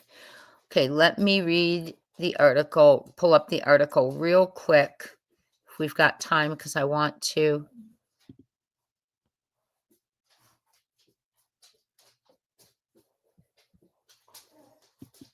Okay.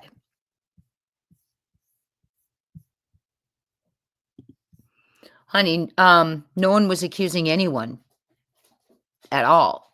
We were just I was talking about a student She was talking about in her opinion. No accusations whatsoever. We have no idea what's going on. Everything's speculation. Hey, Little Red, how you doing? Everything is speculation because we have no idea.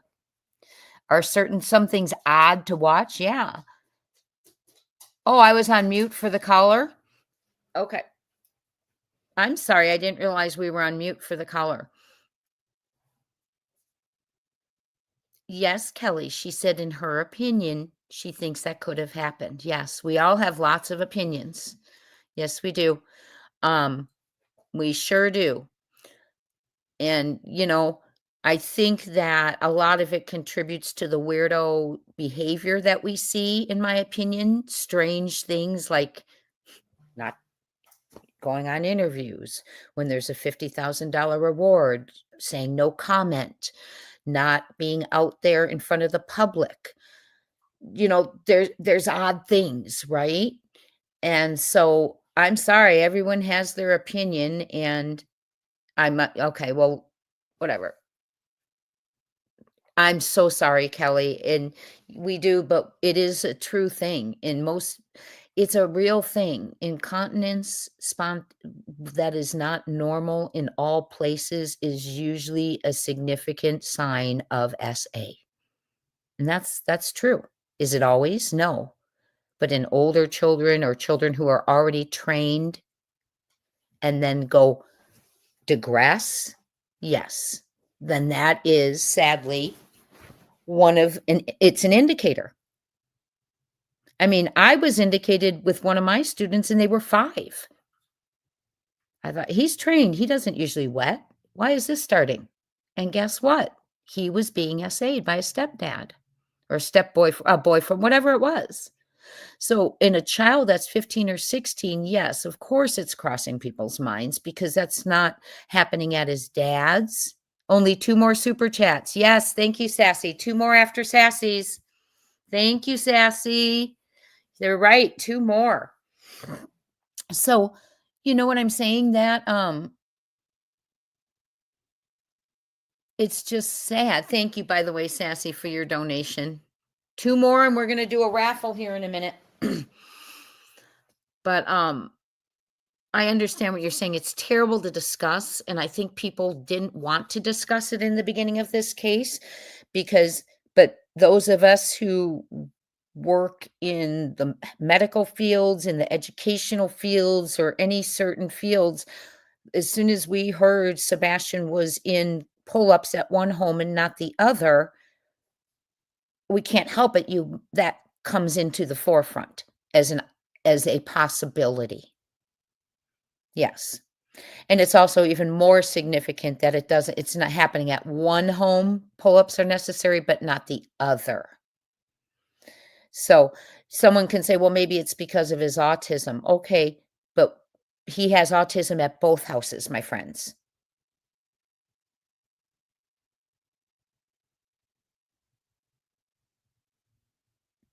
No, I haven't, Jay. I'll pull it up right now. But great comments. Thank you for voicing your opinion, Kelly. I appreciate that because that's how we get in good conversations from each other, right?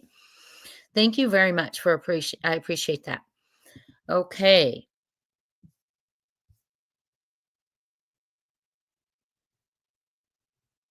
One second. I was going to go to at night. Someone's saying, I haven't been on while I was sick. So, Jay, I have got a question before you end the live stream. Have you seen the latest that At Night Media put out and why everyone is flipping out? No, I have not. And I'll have to look at it. The most recent one? Okay.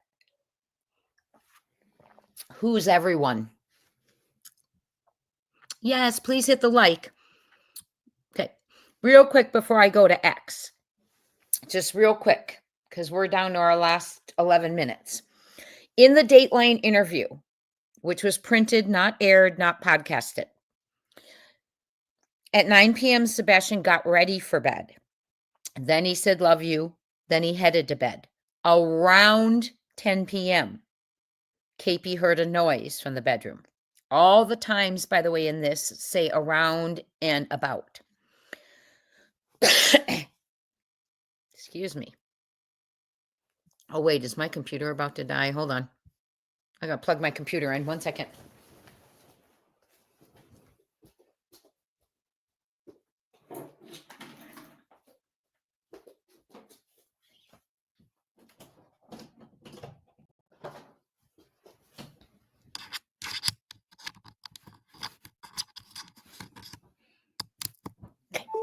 Okay.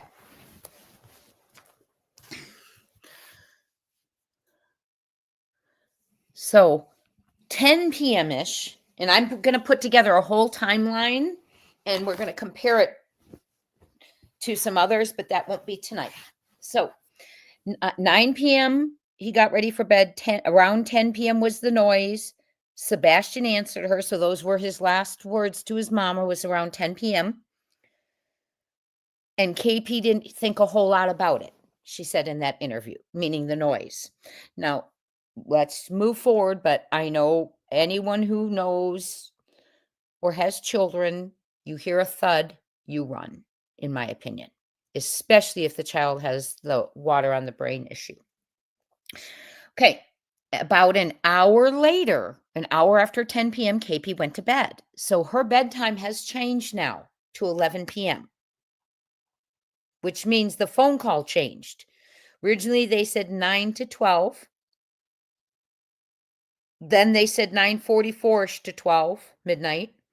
Now it's 9:44-ish to 11. So that 3 hours was not true, in my opinion, obviously. Well, we don't know because all the times change. I'm talking according to this time that she spoke and gave us a timeline, because they change rapidly. Okay? They change rapidly.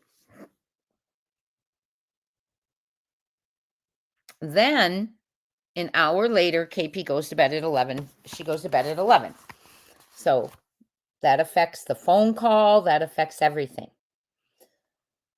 About 6 a.m., KP went in. So we are hedging our times now.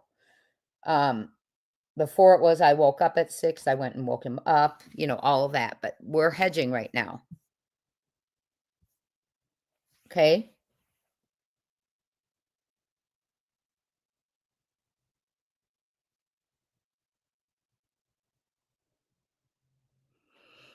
Oh, thank you, Town Chat. We need one more. Cinderella, I kept saying Bristol. Yes. It's not. Oh, thank you, Jen. We made it. We made our goal. Hold on 1 second. We are going to be having a raffle.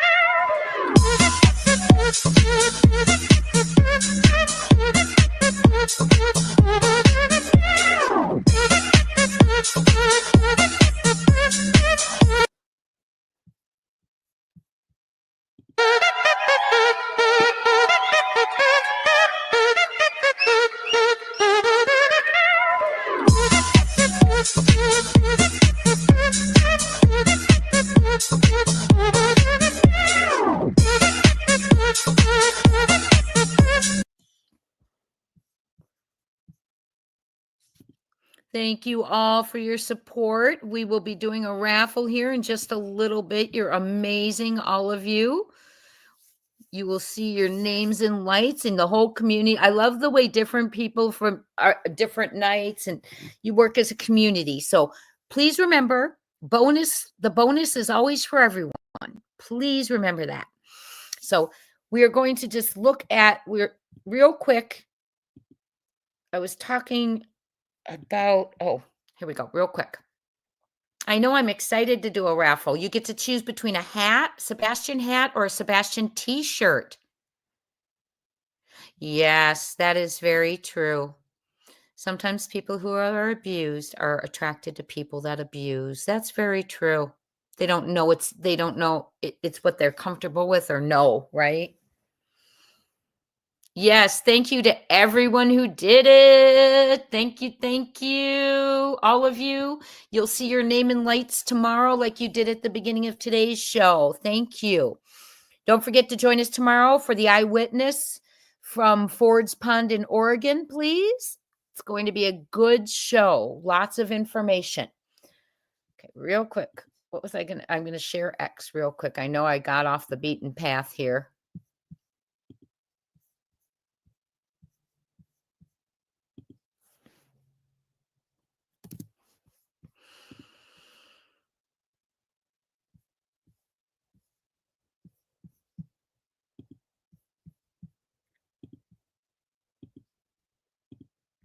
Thank you all for your support, for always making these shows fun. Hey, Bo, it's not just for members.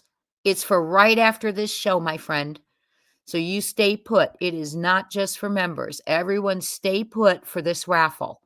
This is not a members raffle. We've been started this past week. We've been starting bonus hours and bonus times, and we work as a community to get there, but everyone stays for it. Please don't feel you have to leave if you didn't join in, because another time you'll join in and someone else can't. And it's just a lot of fun. Yesterday we had a war. It was cute. There were several of you who were trying to, put it in, and we ended up with a 4-war tie. 3 people at 4 supers tying, and it was very cute. The messages being passed back and forth. I was laughing. Thank you, Art Taylor. I will come in and say my thank yous 1 second. I want to put this up. That is so kind of you. Hold on 1 second.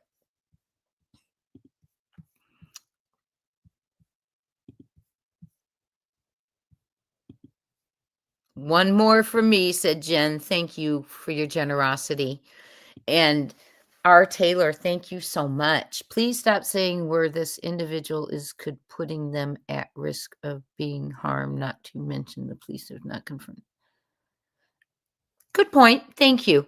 It's a valid point, and I appreciate you. Thank you. Okay. That is a valid point. You're right. Hi, Michelle. How you doing? Good to see you, Michelle Lee. Let's go look at this update because I have not seen it. And someone said they're all going crazy about it. Is it? Let me see what it says. You said it was from at night?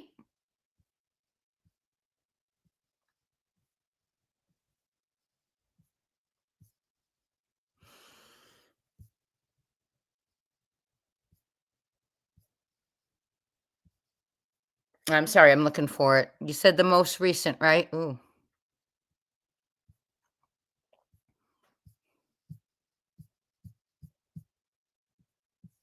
Okay.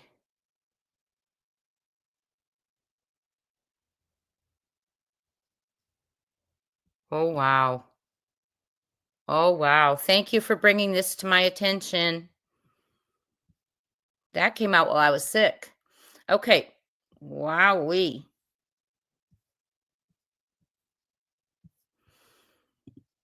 Whoever brought this to my attention, thank you so much. And yes, thank you so much for your opinion and sharing that with us, R. Taylor.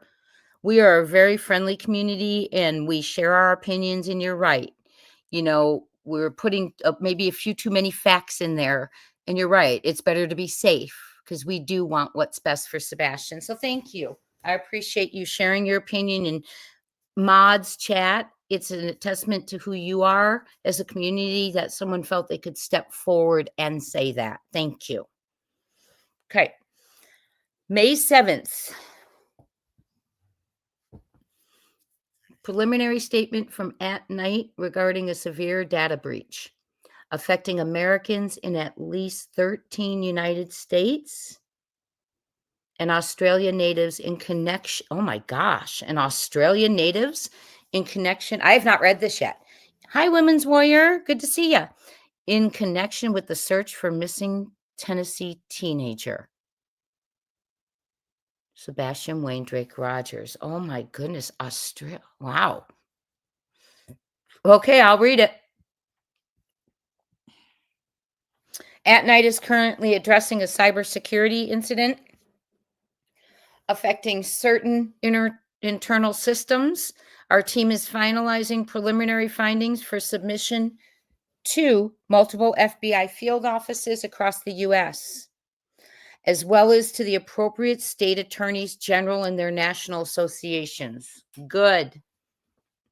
This advisory is being used proactively. Formal notifications to potentially impacted individuals are underway.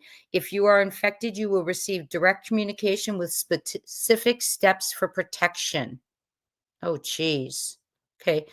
All official updates will come through this channel or our website. Do not respond to unsolicited messages, calls, or texts regarding this matter.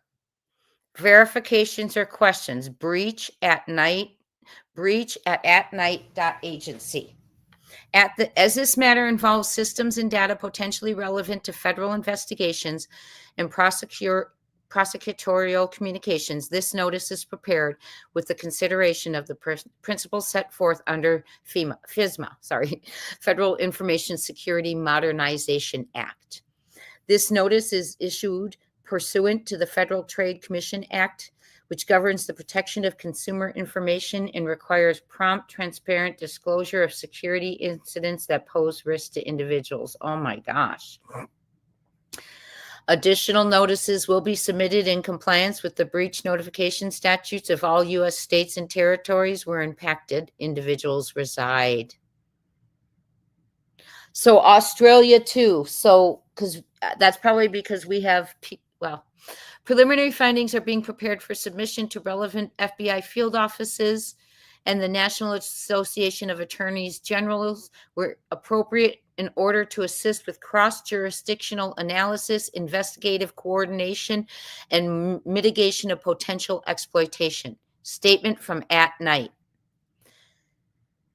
Wow.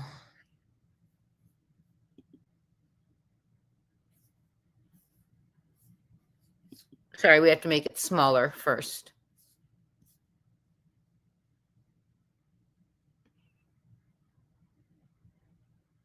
We read that. Okay, so they're all the same. Oh my. So basically, what does this mean? This means, let me reread the first paragraph real quick. Preliminary statement from At Night regarding a severe data breach affecting Americans in 13 states and Australian natives in connection. So we know we have a lot of people. We can surmise this a little bit. Apparently they were hacked, yeah. We know we have a lot of people from Australia in our chat, our family here at Crime Time Buzz. So I'm wondering if, yeah.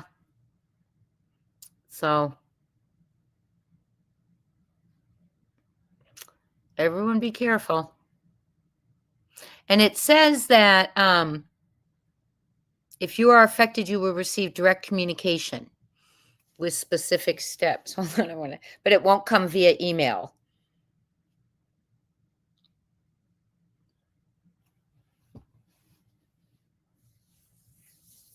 Yeah. Yes, we are, SI officer. We are just wrapping up. I'm just going over the timeline, and then we're going to do our raffle. So the timeline and the new events from Dateline. So sad it wasn't aired. So sad we didn't get a podcast. We got an article.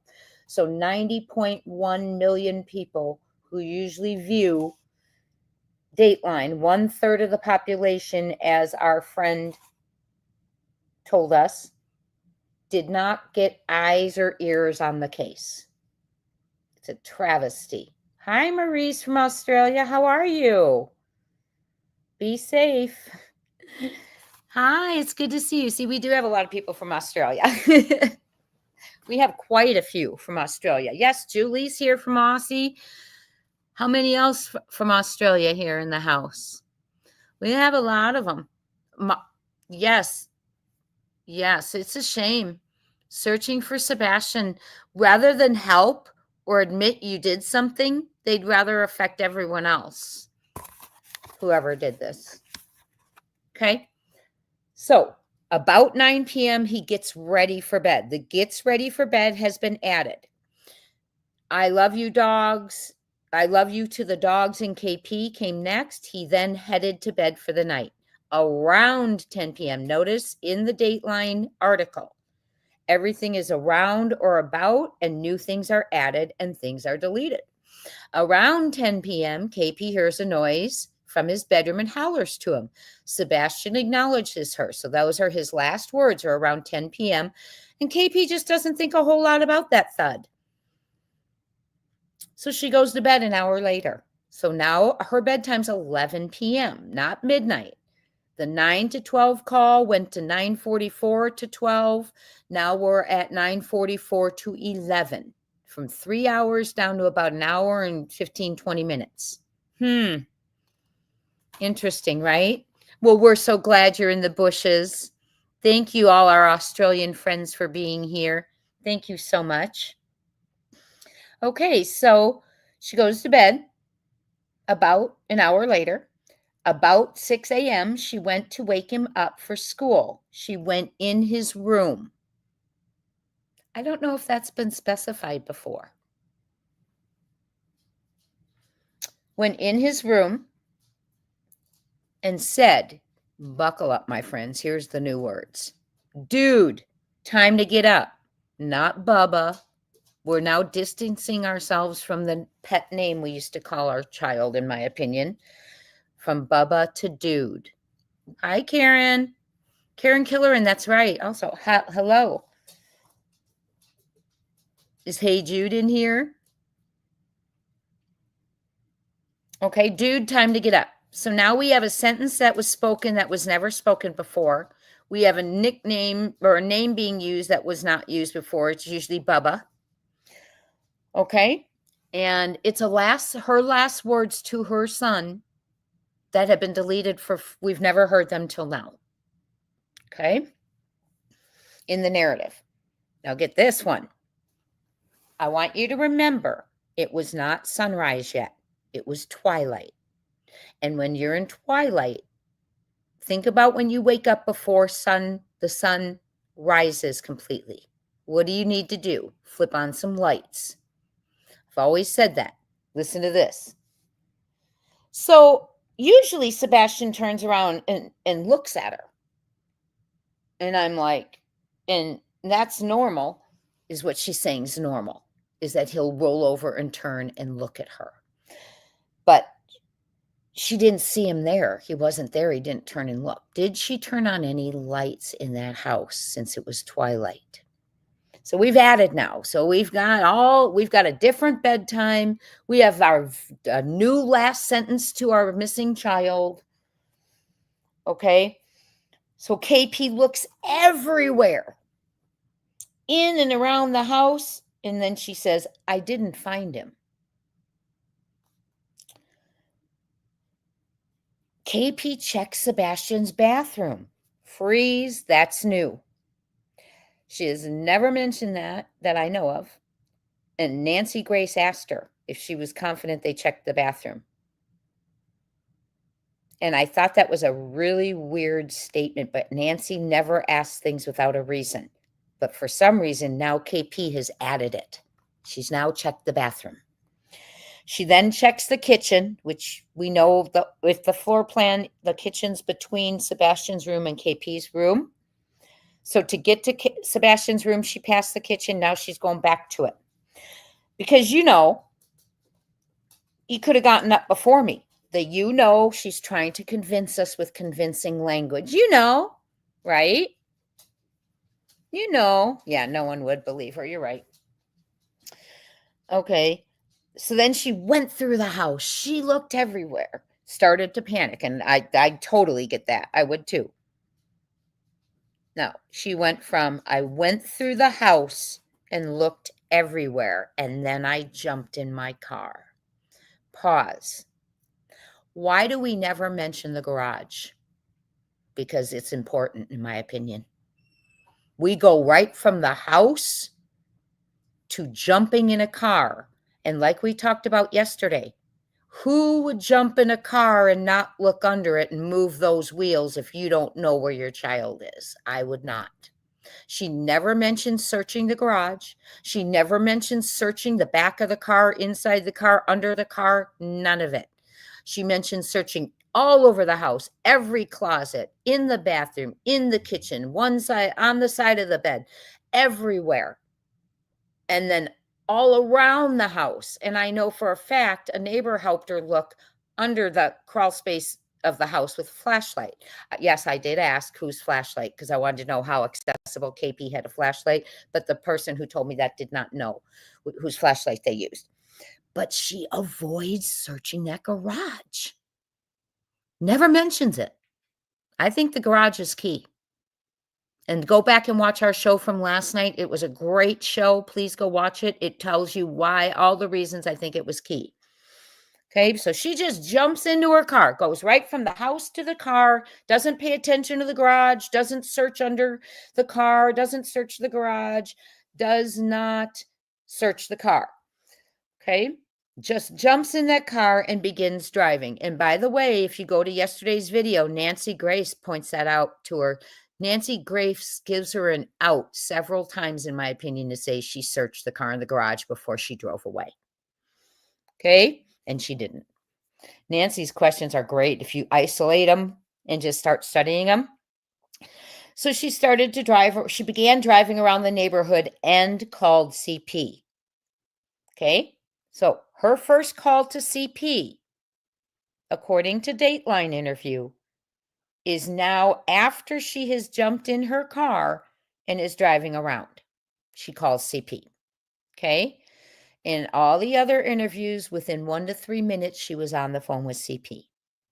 Now we have, she woke him up. She looked everywhere. She went outside, looked around the house, inside, looked through the house. She went to the bathroom, the kitchen, everywhere.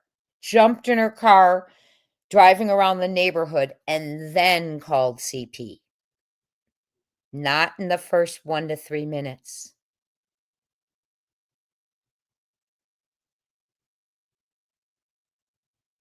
There usually are tips from America's Most Wanted, but unfortunately, I haven't heard that there are. I don't know.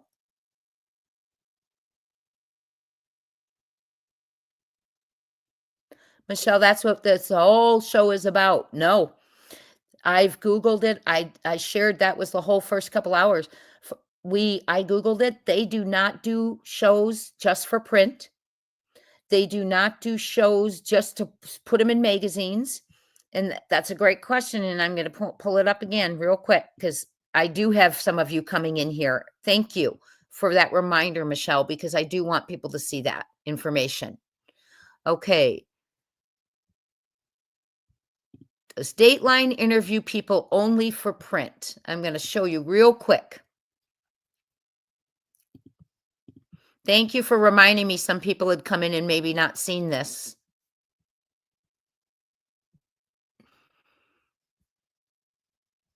Wait a minute. Where did it go?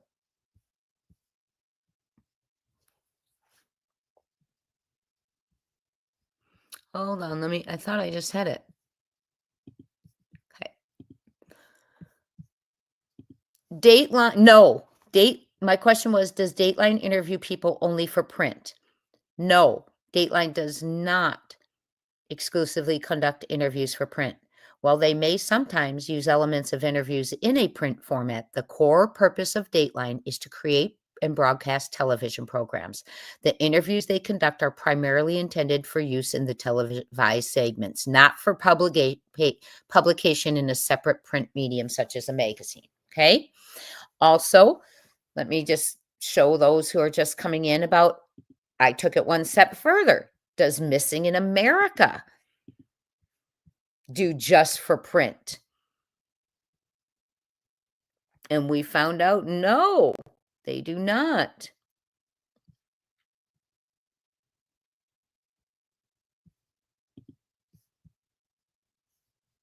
Where did that go? No, they do not. They do only, they do it for podcasts. They use the written article and use it for podcasts and things. They do a podcast, and we looked at some of the podcasts that were done. Like, look, let me show you right here. Here you go. This is Missing in America. This is what normally happens, and that's why we're doing this whole episode. It's so weird that she instead of doing a podcast or an interview, it's just a print article. But look at this. And for Sebastian's podcast, it's so sad, you all. Instead of having a podcast with his mom's voice and the journalist, it's telling the story and stuff. They had to find someone who would do a interview about searching for autistic children, because it's odd that they didn't have a podcast. I mean, it's just weird, the whole thing. That's what's so weird about it, is just like saying no comment when the FBI gives your child $50,000 reward. See? So they are. This is Missing in America right here. You looking at it? Okay. That's Missing in America, and they have podcasts and episodes. This is season 3. And only a third of the people they've covered are still missing. And they get 90 million views on their cases. Now, Sebastian didn't get this. Let me show you what Sebastian got. Like, he didn't get this Terrence Woods. Welcome to Paradise. See, they're podcasts, and they also put out videos. Let me share with you real quick what Sebastian got, and it breaks my heart.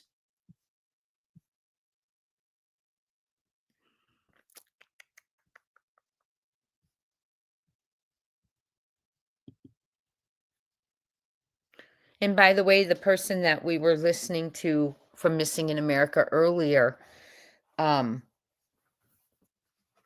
was his name? Griffith. He was found deceased.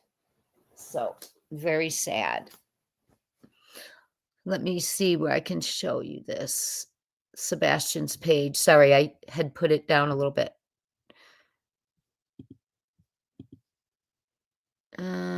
We had Sebastian up there.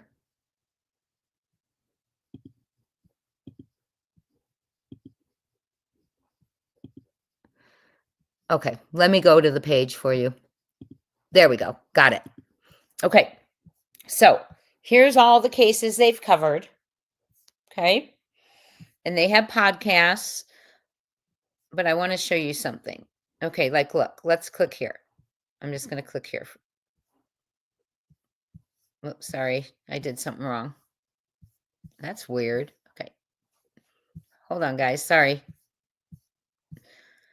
Okay, let me show you something. Now, here's Daniel's podcast right below his article. Okay. He's got his video here. I've done that drive. He's got the little trailer.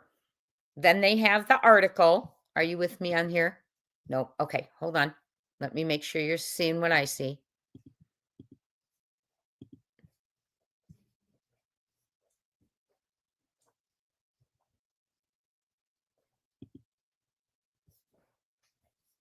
Hold on. I don't know why. Probably because we have so much pulled up right now.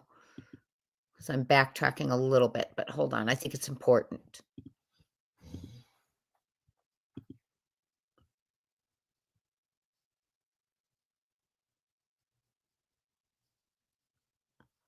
Trying to find it, y'all. Sorry. Getting tired, I think. Okay, hold on. Let's just share it again. Okay. I think you have it here, right? Okay.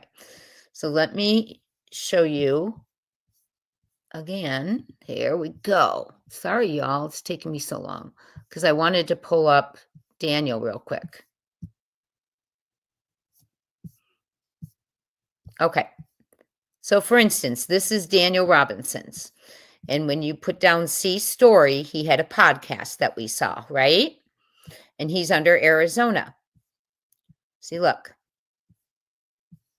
There's his podcast. There's the trailer. There's a little minute trailer. And then there's an article, a trailer to the podcast. Now, if we go back here, we'll go to Tennessee. Sorry, it's a big, long.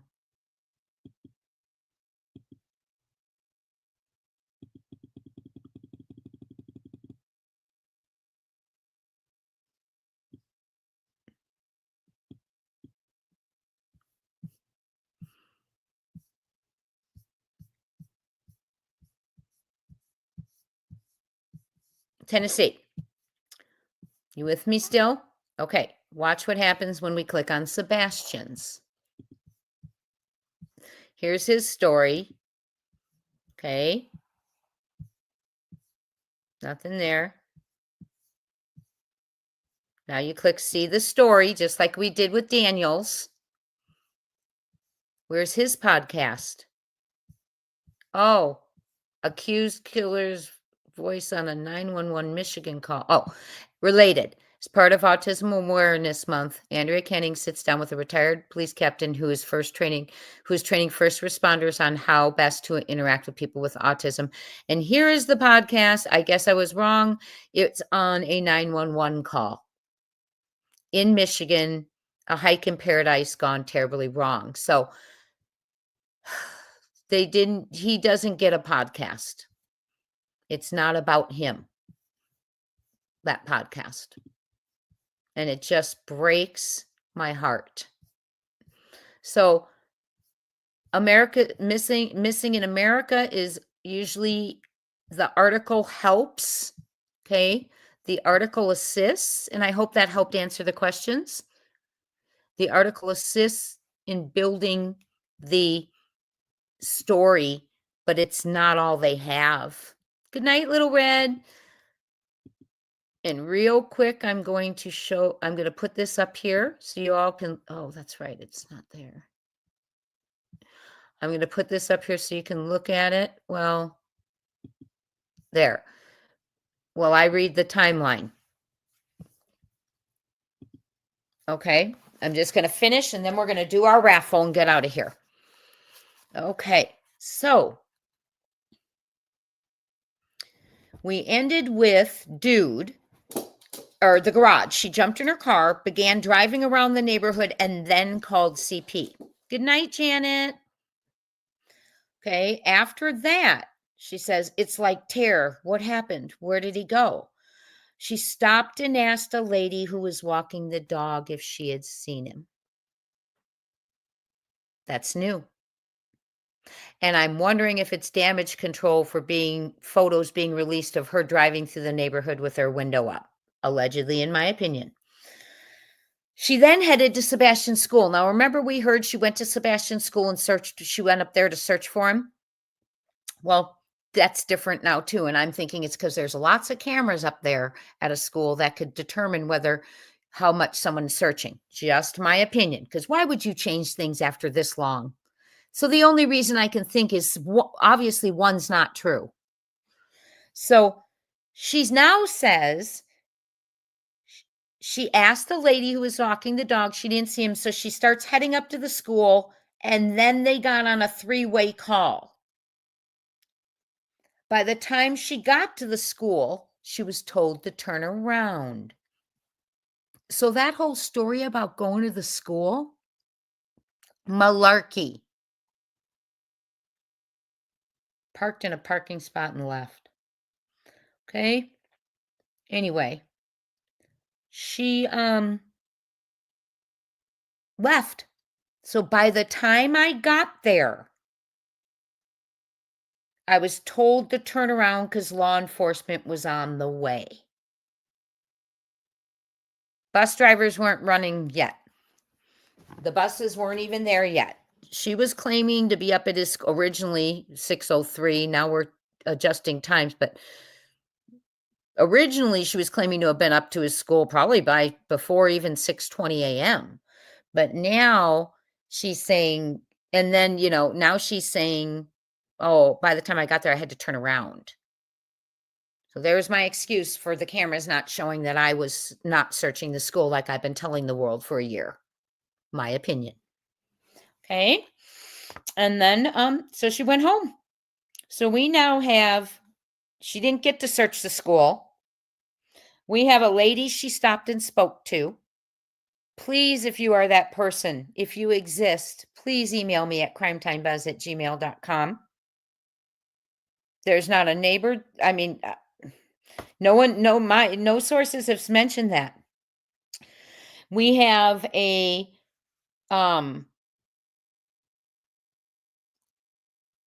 calling CP much later than originally. We have an hour earlier bedtime than she originally went to bed, which shortens that phone call again.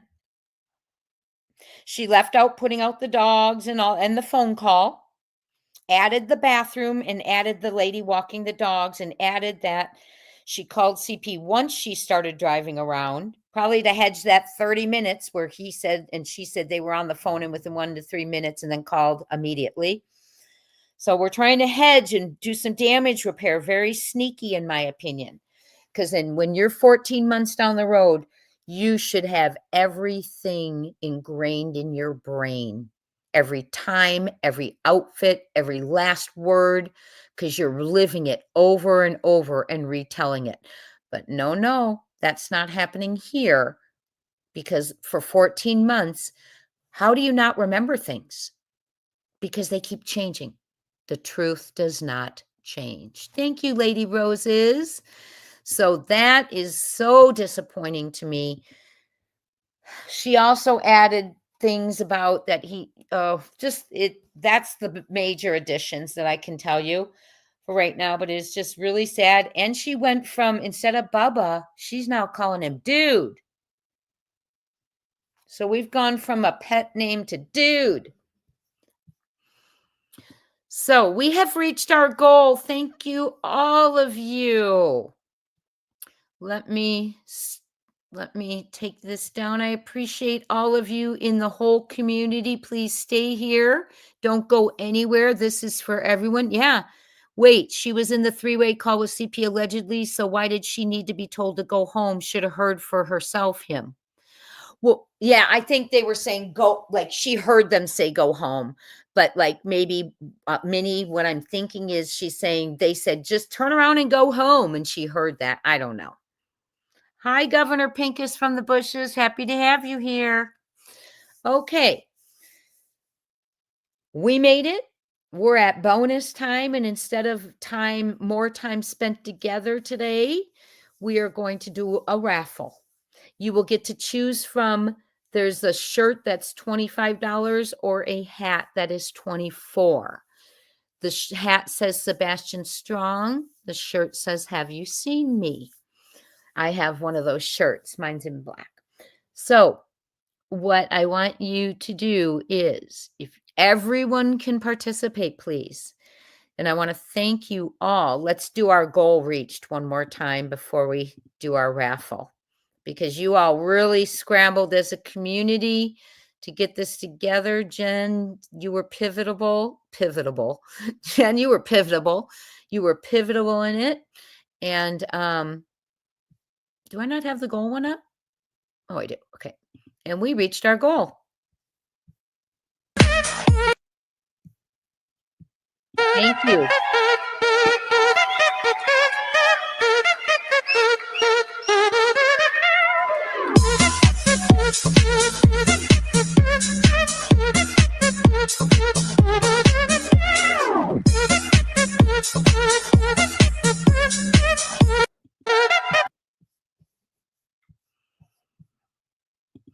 Thank you all. Okay, here's how it's going to go. Thank you, Lady Roses. That's so sweet of you. I truly appreciate it. I really do. Thank you again, Lady Roses. Praying hard. This is Sebastian Wayne Drake Rogers. We all are. I am too. Thank you for your prayers for Sebastian. Truly. Okay. So what you're going to do, let me go to my StreamYard because you have to put something in the link. Okay, got it. You're going to put in there. Here's what you have to do. I'm going to write it exactly. It's going to be hashtag Sebastian's Army. Watch how I do it first, because I have it exactly how you have to have it. Where did I go? Did I just close it out? Oh, no. Okay. Okay, it's one word. It's going to be one word. Sebastian's Army. I'm going to I can't take out the abbreviation. So I'm just going to post it so y'all can see it. Hold on 1 second. Don't start putting it in till I say go.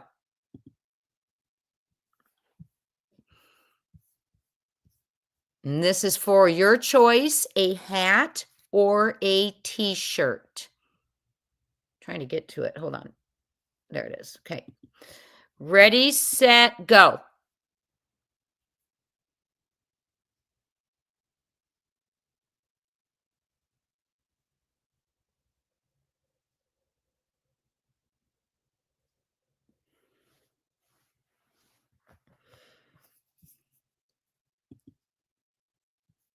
I'm going to share the screen with you.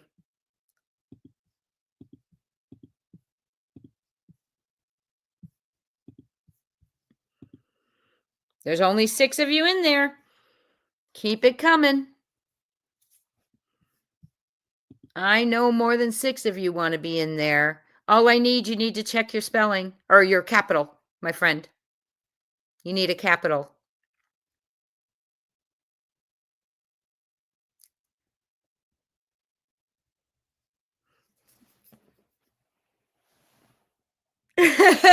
Mini Panthers. Oh, you guys are so much fun. I truly appreciate you. Give you a few more seconds because we're a community. I want to give it, that was a little harder one to put in. Oh, copy and paste is the easiest. Thank you. Good thinking. Okay. And I also want to let you all know, I'm putting together, if anyone's willing to, via Amazon, I'm putting together a wish list for small gift cards so we can do a Mother's Day kind of special event, raffles and fun together. So please look for that post. I'm waiting. Please look for that post. If you want to, it'll just email me a gift card for Sunday for our, I'm going to call it like our mother's brunch or something, Mother's Day. And we'll gather as a community and have a good time and do some raffles. Okay. But look for that post. Okay. You guys ready?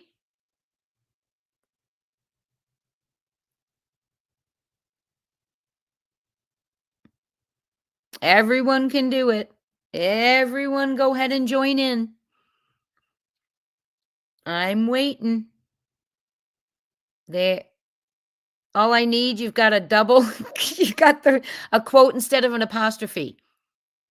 So it won't go into it. It's got to be typed right or they won't allow it. Absolutely, Town Chat Cafe. That would be wonderful. Yes, that would be wonderful. Town Chat said, Jay, are we allowed to donate gifts? Excuse me. Where did that go? From our businesses, like I have the dinosaur merch website. Absolutely. That would be great. I just want to have a nice day. Some of us mothers don't have our children home. They're missing. Some mothers are empty nesters like I am. Some mothers, I just lost my mom, so it's going to be a hard day for me anyway. Some of us lost our mothers, so it's just a day that has a lot of feelings.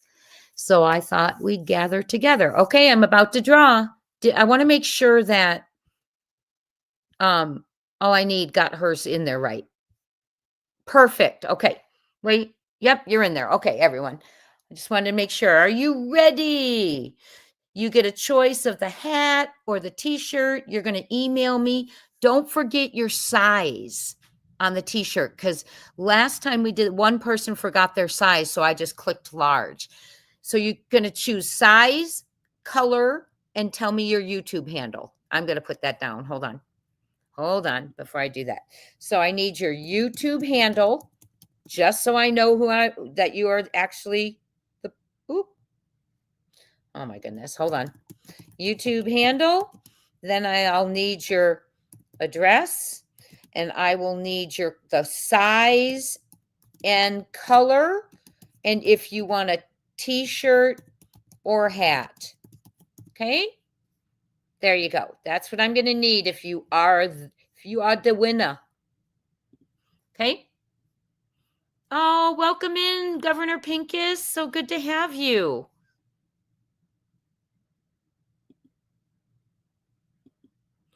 Okay, hold on. I just put one out and I don't even know where it went. Oh, there we go. Welcome in Governor Pincus. And Governor Pincus, thank you so much for the super sticker. You all are very generous. That's why Mother's Day, I want to do something where we can do some give backs. Also for Mother's Day, I am going to be finding out how to gift my memberships. So that's something I'm going to be doing too. Just want to spend some time with y'all. Okay, are you ready? Are you in? There's a lot of people in the chat and only 30 put it in. Are you sure? I can give you another second. Okay, I'll give you another second. I see they're still coming in.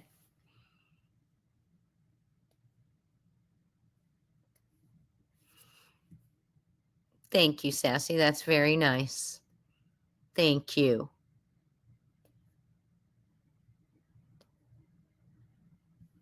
Yes, and that's all in the description too. And I also have links to safety items for autism and developmental, a few developmental and safety stuff, but mainly safety as people are starting to travel. But I have door alarms on there, door stoppers. Go to my description and check the links. And yes, please go check those links. Autism safety I have for people who travel. Also, at night you can put on a lamp with lights and soothing. And if you have that in their bedroom, wherever you go, you can take that and they'll be next to them when they sleep. And it's not so unfamiliar, so they may not get up and wander. But lots of safety items. We all seem to know someone who has someone with autism. We have someone with autism. We have autism. We have grandchildren with autism. So I really, as the summer was starting, wanted to put out some items. I think there's 5 up there, and I'm going to do a live on them too. So ready, set, here we go. Thank you for that reminder too, Sassy. Okay, here we go. Where's our window? Ready, set, draw.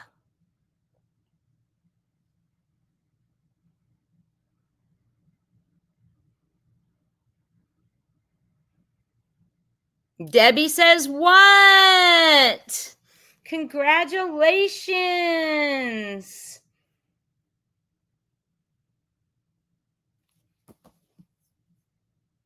Congratulations, Debbie says, what? You are the winner of a Sebastian hat or Sebastian t-shirt. Please email me with that information. If you want a hat or a t-shirt, what color, what size if it's a t-shirt, and your address. And don't forget to tell me your Debbie says what. Thank you so much, you all. And don't forget tomorrow, we have a members live. And you all have grown the members today too. We've got Governor Pincus is here. Welcome in. Welcome in. And also Pamela Hale, thank you for gifting those 5 memberships and growing this family. It is so appreciated. Thank you to all. And thank Pamela, please. Thank you all for such a fun evening. And don't forget, tomorrow we have a members live. And then after the members live, we have a special guest joining us, the eyewitness from Ford's Pond in Oregon, who went to the police station and let them know that she believes she had seen KP and CP in Oregon in March at the water. So it's going to be a great show. Please come join us. I'm going to give her a lot of support. I appreciate her coming out to talk with us. Love you, Jay, and everyone in chat. Stay safe. Thank you, Lady Roses, and thank you for 4 months. And it has just been a really fun show, and I appreciate each and every one of you. And I hope you've enjoyed the live as much. I'm so looking forward to it. I so am. Thank you, Caroline. She's very kind to come out. It's never easy with this case, when people come out, but very kind to come and talk to us. I've asked her questions. We're going to get together and meet or talk again tomorrow morning before my members live and before the live. So hit that thumbs up, hit the subscribe. And I appreciate all of you so very much for the support, the friendship, and for being Sebastian's Army. Thank you so much to all of you and have a wonderful night. Please hit the like button on your way out. Thank you so much, mods, for running such a beautiful chat. My email is crimetimebuzz@gmail.com. crimetimebuzz@gmail.com. Yes, fabulous comments, fabulous insight. And Caroline, I appreciate you adding that. Thank you, everyone, for all your great input. Absolutely. Hi, great grandmom, too. Talk soon, my friends. See you tomorrow. Have a wonderful evening. Prayers up for Sebastian, Seth, and everyone. Good night.